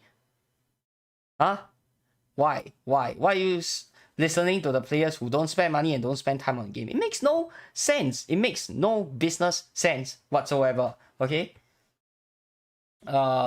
Same people, because not a lot of them playing left. Yeah, exactly. It's the same few players. We get some new players here and there, but at the same time, some of the old players also left already. Is owning 3 LQS items and do not V1 consider a high-end account? I would say yes, because they are all perma rares. So yeah, I consider that a high-end account. Maybe if they are rare. COD they'll cancel, LOL. Oh yeah, I saw that. COD got cancelled for something, right? Was it over the whole Pride Month thingy? Some streamer said something along the lines of we should protect our children or something like that. That's why it got cancelled, right? And then the staff banned him or something. It was a popular streamer, right? Was it because of that? I think it was because of that, right? I saw the news. Excuse me. I hate when AE nerfed Soul Weaver's banishment. Was it nerfed? Or I think it was, but I don't think it's that bad. I mean, Soul Weaver has never been a particularly strong class anyways. So maybe we'll get a rework soon. Yeah, no guarantees on that. I don't know either. You haven't heard anything, but they might rework that class soon. They have already reworked Ninja and Pirate, so who knows? Keep nerfing them and make them balance to a point. Or the item doesn't worth anything than late game item. Exactly. So this is the point where we've gotten to, whereby a lot of the more optimized items, they are either locked behind ultra rare golden gift boxes, or they are locked behind Z token packages, which I guess, yes, the game needs to make money, so I cannot fault them for that. Good items, but okay, to be very fair to the staff, we do have some good items, okay, that are free. Mark of Wrath, that was a very good armor. Okay, even though it got a lot of backlash from me, okay, after they made a huge blunder of doubling the damage on everything and then they backtrack. But now, I would say it's an okay spot. Yeah, it's not weak, but it's not the strongest either. And then Eternal Champion also got a rework to be better. That was objectively a buff, so I can't complain. So did the weapon as well. So the weapon got a buff as well. So yeah, right now so far, recently, like the most recent releases, so far I would say I am quite happy. But you know, with all these people talking all that, and you know, with how they are, you know, just banning people left and right for their opinions, I don't know. I'm conflicted right now. Like on one hand, they are doing some good things to the game, and of course the whole stat revamp introducing more power. I'm a big fan of that. It's a buff to our players. So yeah, they are doing good things to the game, but they are not doing good things to the players individually. I don't really know how to put this. Maybe it's just me. Yeah, I guess you can attribute it to a me problem. Okay, maybe it's just bias against me. I don't know. Okay, that could very well be the case. In that case, most of you, it doesn't affect you guys. You don't need to care, and I don't blame you guys for that. Okay, it's literally not your problem whether or not they discriminate against me. But I feel like as long as they keep pushing out these good changes that people want to see, I'm okay with it. Yeah, like sure, I get pissy once in a while. I complain, and then I flame them. I flame their moms. I flame the whole family. Yeah, I do that, but I get over it. You know, I would much rather you discriminate against me and, you know, ban me, mute me, remove my posts, do whatever nonsense you want to do. But, you know, keep introducing good items, keep introducing good changes. And you know what? I'm fine. I'm fine. I'm totally fine. Like, really, honest to God. I think that it's more important that they make the game enjoyable, okay, to the other players. Like, I can make that small sacrifice. Yeah, I don't want to make myself sound that noble because I am not, okay? Don't take this the wrong way. I'm not praising myself as some sort of noble guy. I'm not. I don't like to be one either. I am not a noble person, okay? So I just don't mind, and yeah, as long as they keep doing good changes, I'm okay with what other stuff they want to do, okay? But if they make bad changes, then you can be sure I will complain, okay? And I will complain till they do something about it. And I will get other people to complain as well. They restrict the stat system so much, I think it will ruin the variety of items they've been putting up. No, the 20-turn model, this one is a 100% hypothetical suggestion at this point. And like all these things that they are talking about here, it's not going to happen, or it's not going to happen in the near future. So this is just a hypothetical discussion, which is also why I don't really mind that much. That I'm not. That's why I'm also like not participating in it anymore after my post got removed, because all these things that they are talking about is very unlikely that it's going to happen anyways. So I don't see that there's much point in discussing it further. Like if you're only going to do it 10 years down the road, your player base is going to change, okay? These people, they might not be around anymore. There might be new people. There might be new ideas. The whole game meta might look different. So I don't see a point in discussing it now if you're not going to be able to implement it anytime soon. So all this, yeah, just purely hypothetical. That's why I also didn't really bother to continue the discussion. Like here, they're talking about a whole bunch of mathy numbers, which, yeah, you know, I don't care about all these. Okay, so yeah, let them discuss all they like. I don't really care because it's not going to happen. Okay, next up, we will talk about the suggestions now. Oof, I've been talking and ranting for almost an hour and a half already. Jeez. Yes, but I agree with this, bro. So reverse banishment was randomly hit 5 targets. If facing one target, it will hit a single target 5 times. Then he nerfed it only hit 1 time for crowded targets. Oh. Okay. I see. Well, you can always ask Verly. For the DF devs, I have to say, even though they hang out with a third-party community a lot, they are very fair people. Yeah, some people can draw that line very clearly. Anim is one of them. The DF devs definitely. Like, they hang out in the third-party community a lot, but they are fair to all users.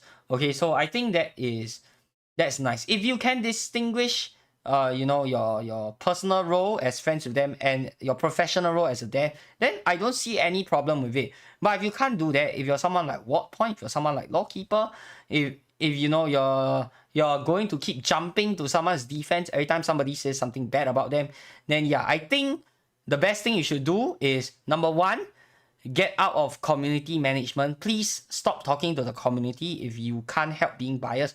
And number two, or number two, just stop interacting with them altogether. Don't interact with anyone from the community at all, so you can stay fair. You know, these are the two things that I think that they should do either one. If you're unable to separate your professional work and like your personal friendship with them. I missed the feed review. There's been no feed review. Don Simon, you missed nothing. Okay, there's been no feed review. Okay, guys, so there is 14 or 15 concurrent viewers and there's 10 likes. You know what? If we get 15 likes, I'll do a feed review, okay? If we get 15 likes, I'll do a feed review. How about that? Okay, at the end of the stream, okay? If we get 15 likes. Right now, there's 14 or 15 viewers, so it's possible to get it. If everybody tosses a like on that, okay, I will do a feed review. Let's see if we can hit that number, okay? 15 likes. Not difficult to do. You're only missing 5 likes. Come on, guys. Throw a like on the video. Or, I don't know, share this video with your other friends who play AQ. Friends, family, whatever. Get them to toss a like if you want to see the feed. Time to chill. Isa. Who the hell is Isa? Take my like.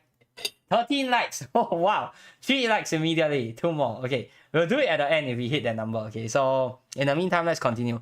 Amazon Champion set. So, this is the community set that is going to come out for 16, 17 now. Oh my god. You guys really want to see the damn feed review, huh? Okay, fine.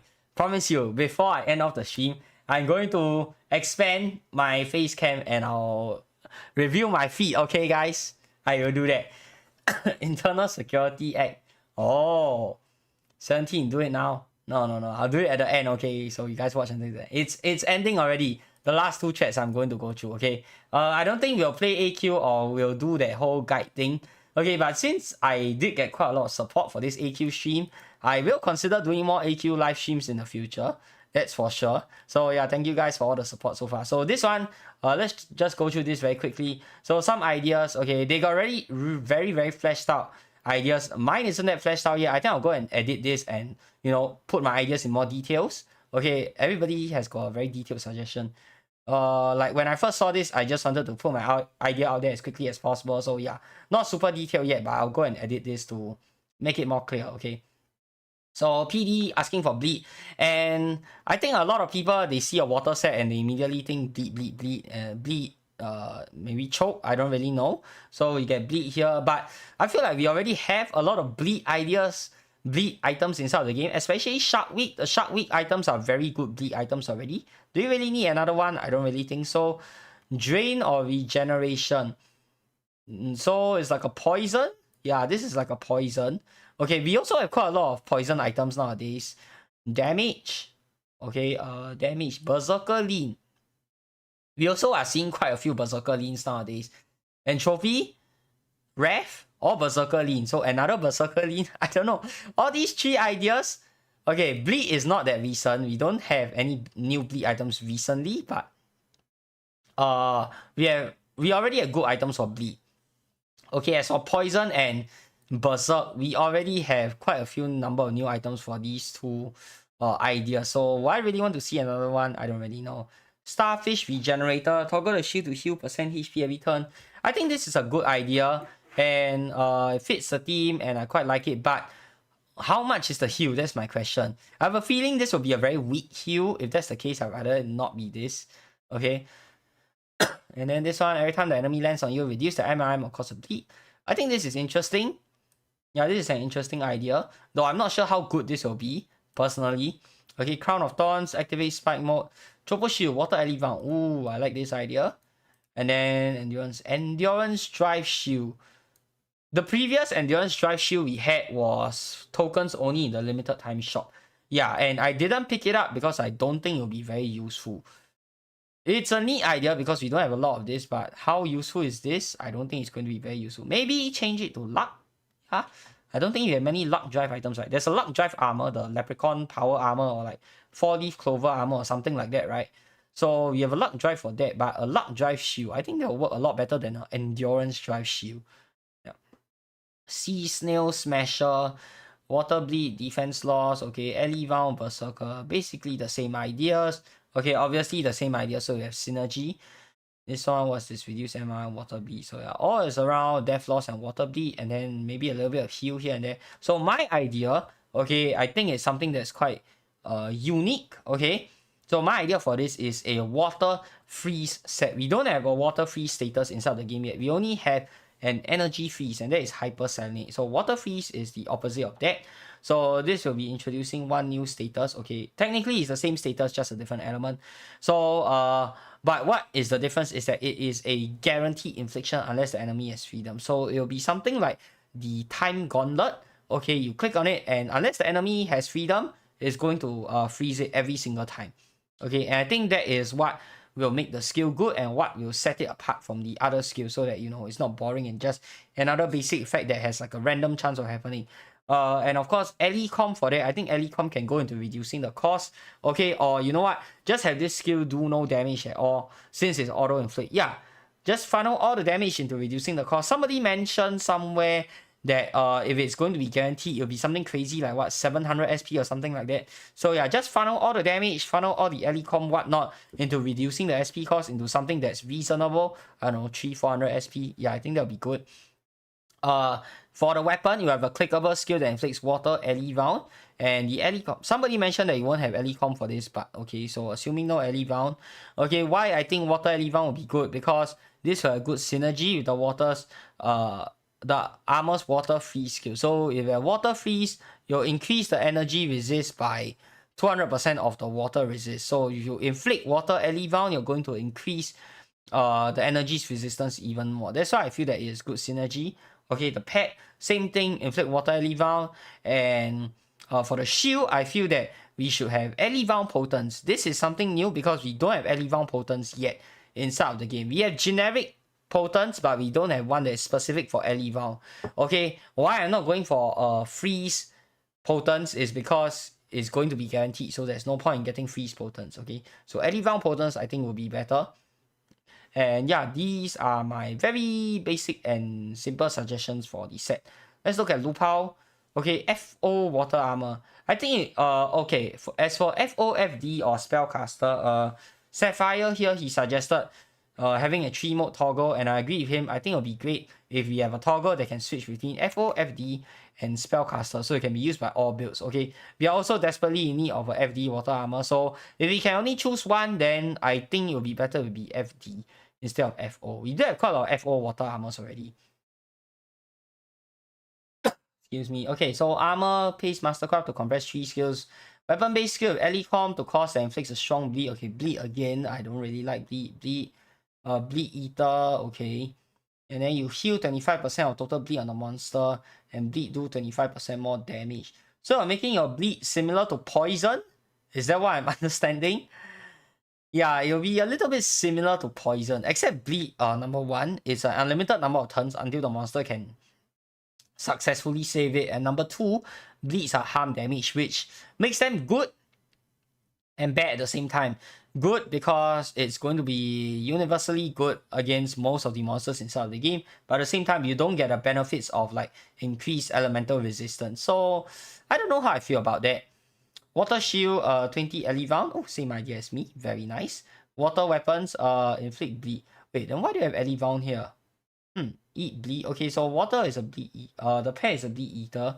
And then total mode damage reduction. Okay, so I like the ideas. I think the ideas are good, but I don't see the synergy. You have bleed here and then water harm. Oh, so you have Ellie Vound and the water armor. Oh, okay, okay. Okay, fine. This makes sense then. The damage reduction... Damage reduction doesn't make sense. Yeah, damage reduction doesn't make sense. Doesn't have... It's not that it doesn't make sense, but it doesn't have synergy the rest of the set. Maybe change this to inflicting Ellie Vound instead. I think we only have one water Ellie Vound pet. That's like the Evolved Protector pet, if I'm not wrong. And it's actually not mentioned in the equipment guide, I think. Okay, or at least not mentioned until I mention it. So no one pointed that out. That's why I say the current equipment guide is not very good. That's why I'm also making one of my own. Okay. So yeah, I think this one Elivan will be better, more synergy. Community set may need to be an adaptable set. I agree, fully agree with Sapphire here. Rather oversimplified suggestion, 3 mode toggle, okay, pre-fire before any attack, a 2-round water, Ellie and power. We do have Ellie and power recently for last year's donation set. In fact, we have that for last year's donation set already. So Ellie and power again, I don't know, but of course that's a very premium set last year that not everybody has, the He-Man set. So to see it again, I will disagree for the simple fact that I already have the He-Man set. I don't need another Ellie and power set for water. Okay. FD mode, water Ellie round. Okay. But why is FD mode inflicting Ellie round? Yeah, that doesn't make a lot of sense. Ellie round is more of like for FO. But in your FD mode, FD build, you're able to inflict water Ellie round. I don't think there's a lot of synergy here. Spellcaster, delayed regain mana status. If you cast any water spells in which you get Elicom MP back 2 turns later. Okay. But at a delay, I don't know how I feel about this. Like, I guess the delay is to make everything balanced, but delay. So you'll be playing a defensive mage build for this to be useful. But 99% of mages are burst builds. So, okay. If the battle ends before the 2 turns, do you get back the MP? That's my question for Sapphire. If the battle ends before the 2 turns, do you get back the MP, or is the SP completely wasted and the skill doesn't take effect? If it doesn't take effect and you don't get the MP back, if you end the battle earlier, then I think this is a not so useful skill for most mages. But if you do get the MP back, if you end the battle before the 2 turns is up, then I feel like this could actually be useful. Alright. Jai Shai. Okay, water armor, blah blah blah. Skills. Lean toggle. Once per battle, you can toggle a lean change, neutral FOFD. Okay. So instead of spellcaster, he has neutral lean instead. I don't really mind if it's neutral or spellcaster, or maybe 4 toggle. What about 4 lean toggle? Neutral, FOFD, and spellcaster. It'll be the first armor of its kind to be able to change between 4 modes. I don't know if that'll be overpowered, but I think it'll be interesting. I mean, you can only use 1 at a time, right? So I think that'll be quite balanced still. Okay, this one. Damage skill. Ellie lock that toggle that locks armor to water and deal 4 hits. Okay, traits damage to have a heal based on hits connected, but also has 2 other things going for it. Heal is boosted by a highest main stat. Oh, okay, that's great. Increases metronomically, capping at plus 30% heal. How much is the base heal? That's my question. So how much is the base heal? I don't know how much is the base heal, but so what? Boosted by a highest main stat. This means to say that every build will get the extra 30% heal. This doesn't make sense to me. Why not just incorporate the 30% into it then? Because every single build is going to have 1 main stat anyway. So you mean to say all builds will get this 30% heal regardless? Unless you're using a 0 stat build, or unless you're using a endurance, charisma, luck build, which I don't think many people use that. So unless you're using some very weird build which you aren't supposed to, then all builds will get this 30% heal. In that case, why not just build it in? Yeah, this doesn't make a lot of sense to me. Treats SP to give the player plus highest main stat for each hit they connect. Oh, okay. Yeah, but this one, I feel like this could be good. Stealing main set. Oh, I had an idea also for this. Okay, a similar idea whereby instead of the water freeze, what you can do is you can steal the enemy stats, but instead of 1 stat, it's all stats. But of course, like maybe each time you land a hit, you steal like 10 or 15 of every single stat from the enemy, something along those lines. I think 10 will be a more balanced number, so you steal a grand total of 60 stat points each time you successfully land an attack. So, and then you add those stats to yourself. So you steal 10 of each stats from the monster, and then you add those 10 to yourself. I think that'll be interesting. Something like what Sapphira and the vampire whatnot monster is doing. Yeah, I think that'll be quite an interesting idea. What do you guys think? Not levels, but stat points.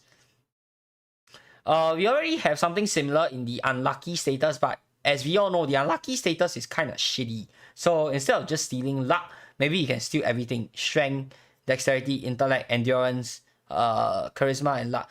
Of course, this will be a completely new mechanic. I don't know how they're going to code it, and I don't know how they are going to balance it, because I think on paper it sounds kind of overpowered, even though I don't really think it is. But let me know what you guys think about that idea. Weapons has flavor effect if its heal increasing metronomically with each use, capping at 15%. Okay, so it's like for FD builds. Okay. Trident and Conch have 2 modes. Damage mode, just regular 5% Mastercraft. Regen mode, trades damage to regenerate health based on hits connector. Okay. 4 hits instead of 2. Shield gives health resistance. This is interesting. Health resistance shield. Why not just make it give an endurance drive? Endurance gives health resist anyway. So make it an endurance drive if you want to give this idea, I guess. Pet damage mode, heal mode. Pet trades all damage to heal you. Oh, okay. So fully healing pet. Okay. And the shield gets stronger. This could be good for boss battles. Okay. Not SP to avoid confusion. Toggle ally lock. First time you heal 100. Turn off the toggle, then you attack. You cap it at 120. Yeah, that's a weak heal. Sorry. These are probably not actual values. These are probably like what do you call that? Example values? Wait, no. Consultation with other people. I feel like these could be the actual balance values. If that's the case, sorry, I completely do not support this idea. What are these trash numbers? What are these numbers? It's going to be a useless armor. Yeah, it's basically going to be living fruit armor. Not sure if any of you guys actually remember that. That was like a super duper old Golden Gift Box armor. I still remember watching Ubear's video on it. That's like the last video he did before he left the game entirely. And like YouTube entirely. So yeah, this will pretty much make it similar to living fruit armor. And that we all know is trash. So no. Coraman suggesting FD. Yeah, because like I said, I've been doing the guide today. Okay, if you watch back the live stream a little bit, you see that we actually don't have any good FD armors outside of the Neko sub race. That's why I think it's good if you get a FD water armor. They call faster call ISA fast. Later someone clip the feed review. Oh, stop it. Add MD and MO just for fun. LOL. MD and MO, who the hell remembers those those freaking leans? But yeah, actually I don't remember. Interesting. So those are 2 leans that I sort of don't even remember they exist. What's the last time that was even used anyway? Or how many times was that even used anyway?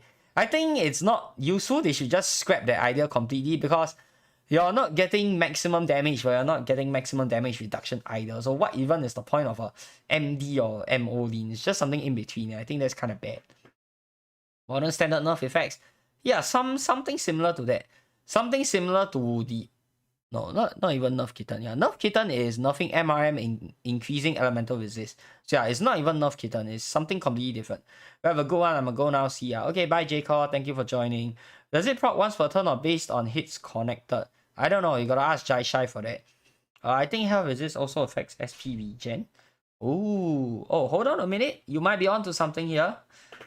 You might be onto something here. I did not think of that. Yeah, if it's endurance, then it doesn't affect SP regen, right?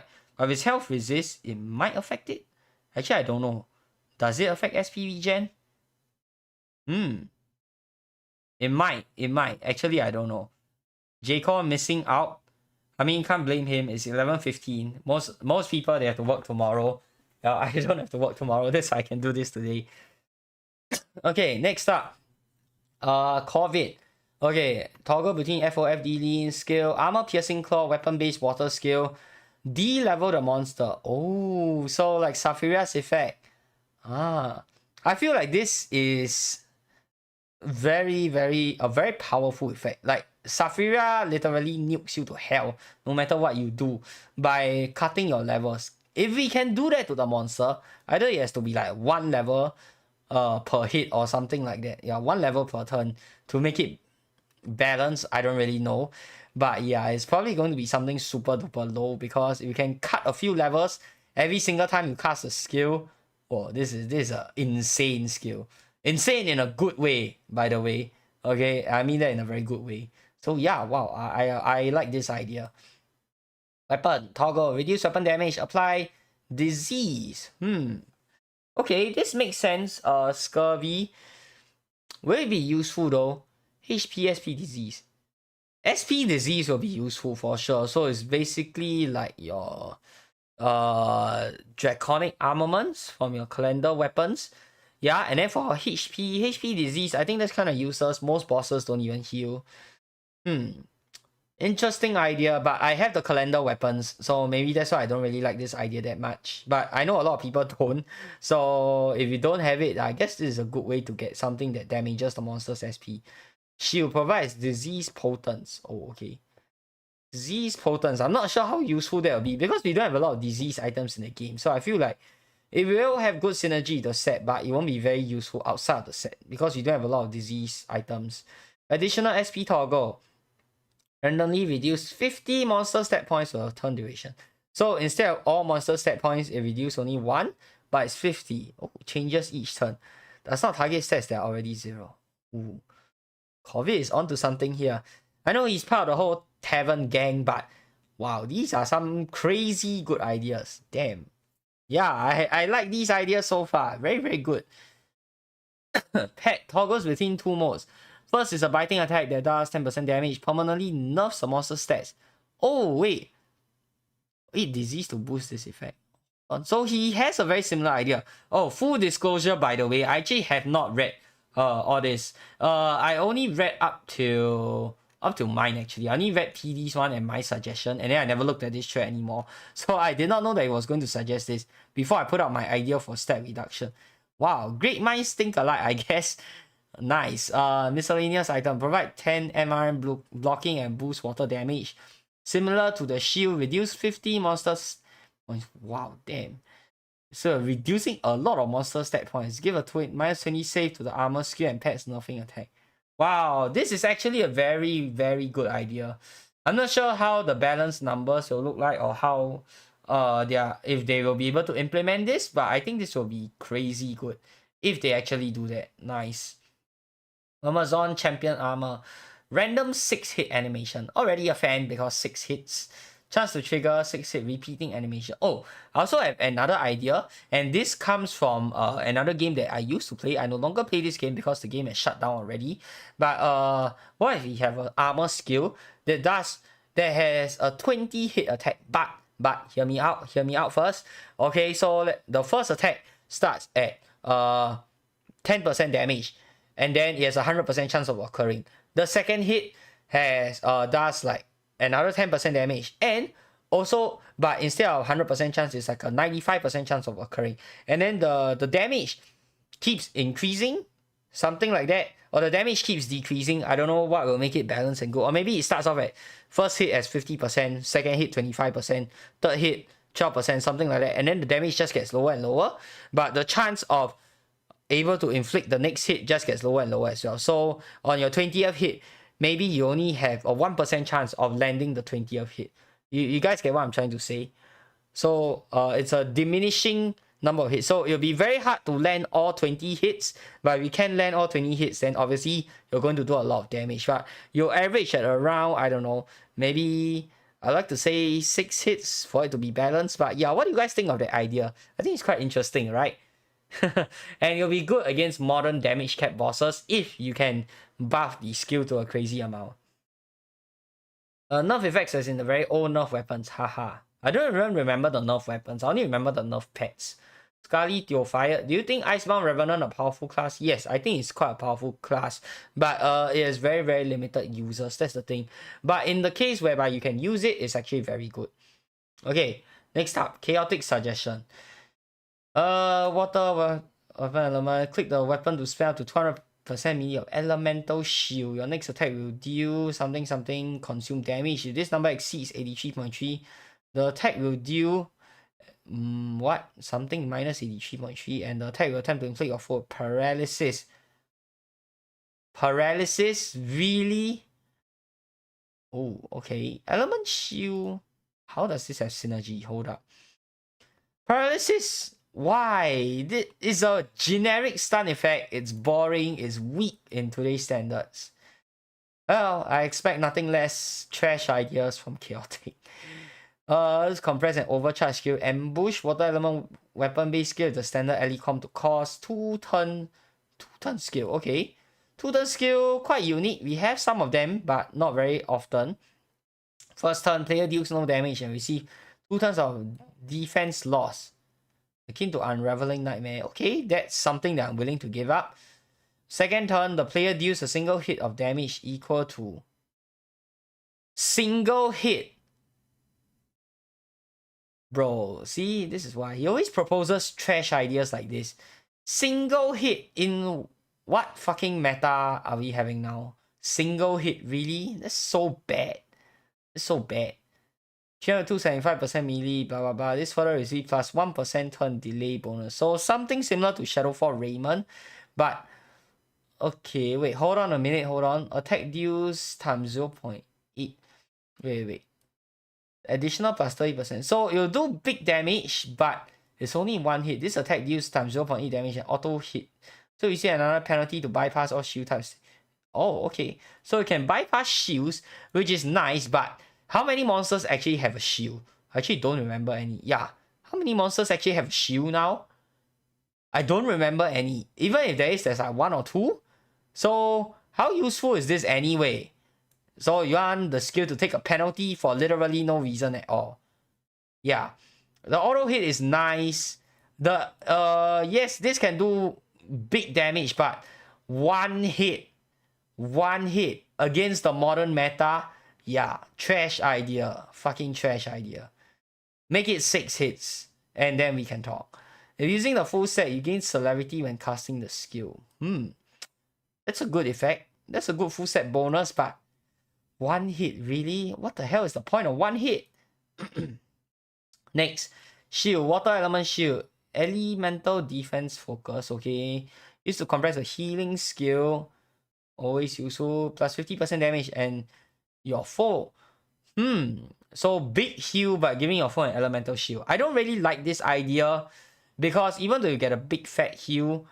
Okay, I have a question. Is this going to be quick cast? If it's quick cast, then okay, I think it could be good. If it's not quick cast, why would I want to use this over a health pot? That's my question. Okay, so if it's not quick cast, I'll just use a health pot. If it is quick cast, then yes, this could be a useful skill, I think. Excuse me. Pet.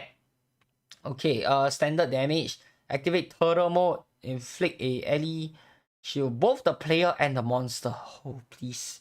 Please stop. Take out this back part. Take this out. Why both player and monster? Just player is enough. Miscellaneous. Water, elemental resist, endurance. Regular attacks will bypass any shield type statuses. Okay.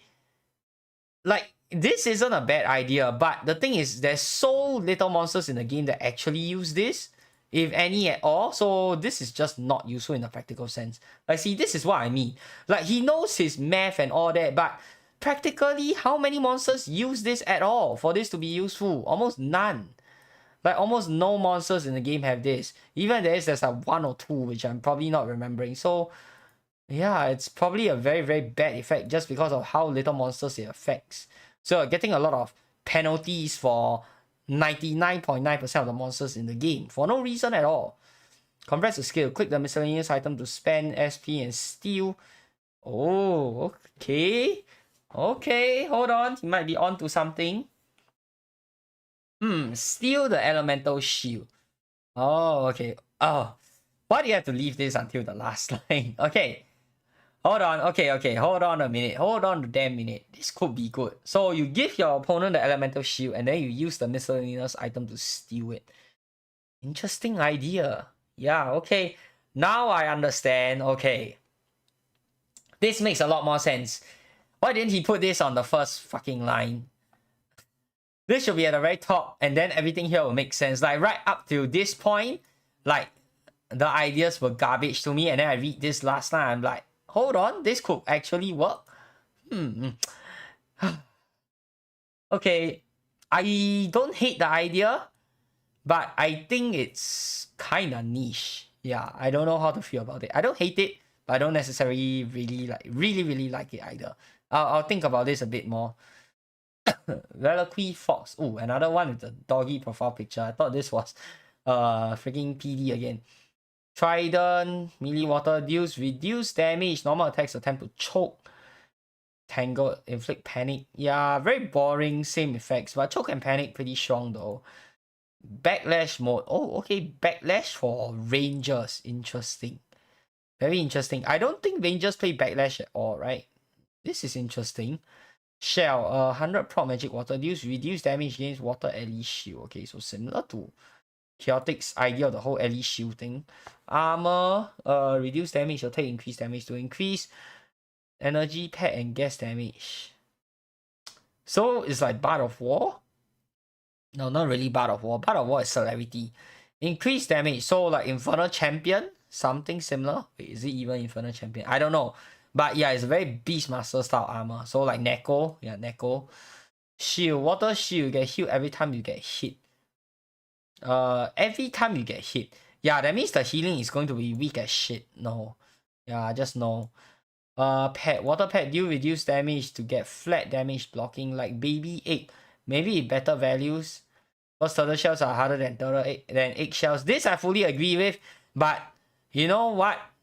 People are already saying baby egg is getting double the intended damage reduction value. So if we go according to baby egg, the correct standards, your flat damage blocking is going to be a trash number. I think it's going to be like what? 15? Yeah, it's going to be something like 15, and that's going to be garbage. So unless they magically change the standard for that, this is going to be horrible. Shield healing is increased. Okay. Yeah, not such a good idea here. Sets missiles has been added to the full preview link. Okay, the 20 hit skill reminds me of Population Bomb. Okay, I'm not sure what that is. Primate Murder, rather short on FD water armors. Yes, I fully agree with him after working on the guide today. FD water armor, ice and earth. Counter attack, you deal with all by gain caltrops. Oh, okay, caltrops, we have not really seen that since the samurai set from like Frostville many years ago. Interesting.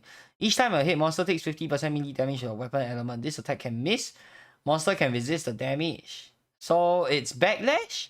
Yeah, technically this is backlash. Fully defensive backlash. That's bad synergy. Wait, no, it's not really backlash. Hold on. Oh, you take 50% melee damage of your weapon rather than of how much damage they deal. Okay, so this, yeah, okay. That makes more sense, okay. Water shield, activate a toggle, berserk lean.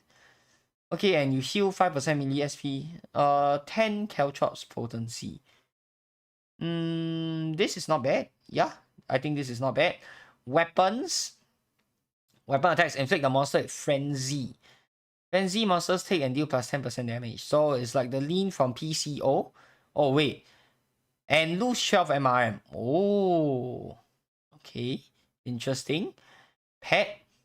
1.5 times damage after the monster has chance to gain celerity. Why? Activate turtle mode instead of attacking. Both you and monster deal 0.75 times. This is... I guess this is good. Even if the monster gains celerity, you won't take that much damage. In status resist and damage resist. Status resist, I don't know how useful this is. Maybe just scrap this and just have everything funneled into damage resistance. I think that'll be better. Yeah. Miscellaneous item. Each time the monster takes damage, it gains ally round. Okay. Similar to my idea. Spirit Lock. Locking the monster SP to 0. So instead of Mind Lock, it's Spirit Lock. Oh, I really like this miscellaneous item idea.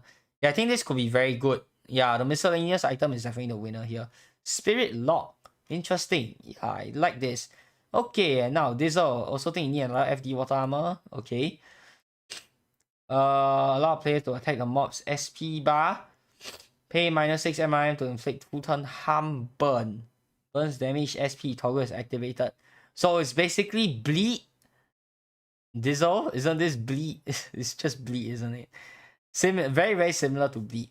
Armor, no damage. Inflict a 4-turn burn that follows the element of the weapon you're holding. Toggle between dealing full damage, causing all weapon attacks to deal reduced damage. To attempt to inflict a 2-turn burn, Matchmaker's favor effect, but pay for a burn instead of control. Shield, water imbue, okay. I don't know how I feel about imbues. Inflict a 2-turn water burn, okay. So this is what? Just burn? Deals 50% damage to inflict 2-turn water burn, or toggle that lets the pet deal extra 100% damage. Oh, so this is like the hero mark, one of the hero mark pets. Very, very strong. Okay. Okay. I don't mind that second line. Miscellaneous item. Compress a QC skill that consumes burn to give the player a barrier. Oh, okay. Oh, so you can switch between offense and defense. I like that. I like that. And both have good synergy with FD builds. Full set bonus allows players to choose between using SP and HP. Wow. Yeah, I'm not sure if this is possible as well, but SP and HP, interesting.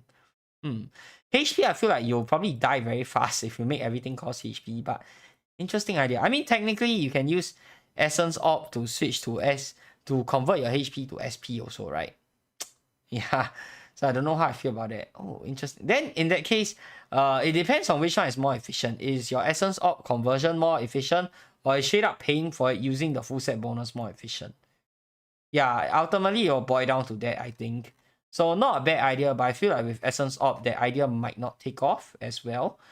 Okay, that's my thoughts for the community set. Now, for this set, I refrain from giving ideas as well as commenting on the ideas because I am not taking part in the donation in this donation this year.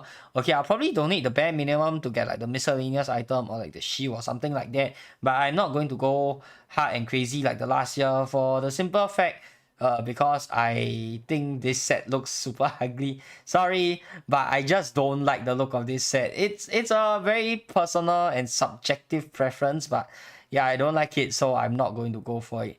And also the fact that, you know, I am sort of on the fence about whether or not I want to continue spending money on AQ, so I won't be going for this set personally. That's why I think it's better if I stay out of this discussion because I don't know, I feel like if you're not going to get the set, you can give suggestions, but you don't have the right to make any decisions. That's what I feel, because the set is not for you. It's for people who are paying a lot of money to get the set, so they should get the final say. If they like your suggestion, good. If they don't like your suggestion, then I feel like you don't have the right to go and push it if you're not going to get this set to begin with. So yeah, I'm going to refrain from giving my suggestions here, and I think I'm going to wrap it up. So it's been this live stream has been 2 hours long already. Okay, now for the big promise. Okay, I promise you guys a freaking feat review, right? Why do I do these things? Wing Weaver chills, yeah. Yeah, I think some people will like this, but I don't like this. Personally, not a fan, but it looks good. Okay. Alright, let me just enlarge this freaking webcam. Excuse me. Okay, can you see this here? Feat review, right? I think I'm going to regret this. Feat review, guys. Happy now? Other feet. Other side, okay. There. Just like a normal person's feet. Nothing special, okay? There you go. There you have it. Yeah, that's the feat review. This is what we are all waiting for. Fuck off. Okay, so I hope you guys have enjoyed today's very long and today's very long and bonus live stream. I see a lot of support here today, like getting a lot more people as well as likes. Mainly because my channel is based off AQ after all. But you know what? I really appreciate all of your support for coming on here, you know, leaving your feedback, listening to my thoughts on the whole issues. Maybe I'll just leave it open for like 5 minutes if you guys have any questions. Okay, maybe try and keep it to related to Adventure Quest related questions. Or what do you guys think about the suggestions and everything that I mentioned so far? Okay, I'll leave the floor open for like 5 minutes. So if you guys want to say something, give your thoughts, or you know, you want to disagree with me, go ahead, leave it down in the chat. I'm not going to ban or mute anyone. I welcome all ideas, whether you're from Tavern, whether you're part of staff, or whether you're one of my supporters supporting my ideas. Welcome all of them. Feel free to type it in the chat. I will read and I will respond. So wait for about 5 minutes and then we'll end the stream if we don't get any questions, okay? Outfield feet. What outfield? Hello, I'm Pessy. I don't go for outfield, bro.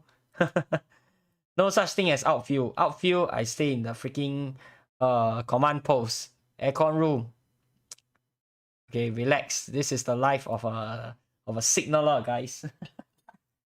No outfield. So you said that. So what are you? Are you Singaporean as well? I feel like only Singaporean males will know about outfield. I don't know. Or is there a term that other countries use as well? Come on, nobody has any questions for me? Nobody has any thoughts on the suggestions on the feedback? Or is it just too long for you guys to type out? Oh yeah, I also want to mention, many of you motherfuckers, okay, you complain all the fucking time in my Discord. Oh, the game is dying. Why the fuck are they doing this? Blah, blah, blah.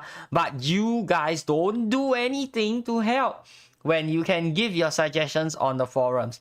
Yes, it's not the most ideal place to suggest things, but we need to at least, what do you call it, show them or tell them how we feel. Even if you're like, I did remind everyone to be polite when posting, but even if your post gets removed, at least make the effort to go ahead and say something. If you say nothing, then of course the game is never going to improve in the way they want to see, because if you're only complaining in my server, nobody's going to see that except me, okay? And I don't make the game. I cannot do anything.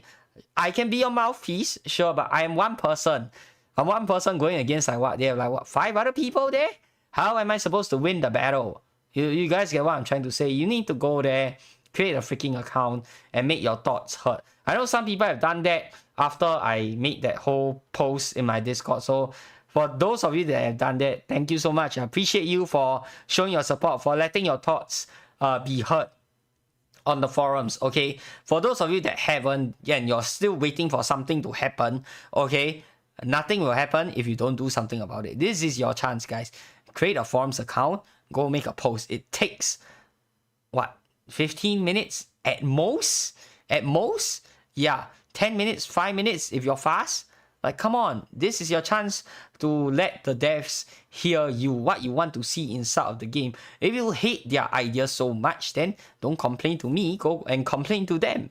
You know, I can only say, I can only tell them that much. Okay, whether or not they choose to listen is completely up to them. And we need to show them that more people feel the same way so that they'll be more inclined to listen to us. You guys get what I'm trying to say? Aircon room is outfield enough for me. Yeah, looks like most of you guys don't really have any questions, or I don't know, if after this stream you suddenly think of something, you can post it in my Discord as well. I'll reply you if I see it. If I don't reply you, maybe ping me or something. I don't really mind. But yeah, I guess that's going to do it for today's very, very long live stream. I hope you guys have enjoyed the live stream. And if you have, then be sure to give this video a thumbs up, which I'm sure most of you have already. 18 likes, pretty crazy, okay? So yeah, I live stream AQ Worlds every single Friday, Singapore time, 9:30 p.m. We'll usually go do the Ultra Bosses and cover the new week's release. So stay tuned tomorrow. If you're an AQ Worlds player, I'll be doing another live stream tomorrow. But this AQ live stream is technically a bonus one-off thing, but because I get things so much support, I will consider to do more in the future, and maybe I'll do a DF stream as well. I'll think about it. All right, so thank you all for the support. Thank you all for dropping by. Hope you guys have a great time. Give the video a thumbs up, share the live stream. Even after it's over, you know, you can re-watch it if you missed it. If it's not suitable for your time, save it and go watch it at a later time, okay? Till the next time, I'm your host, Caravan Gaming.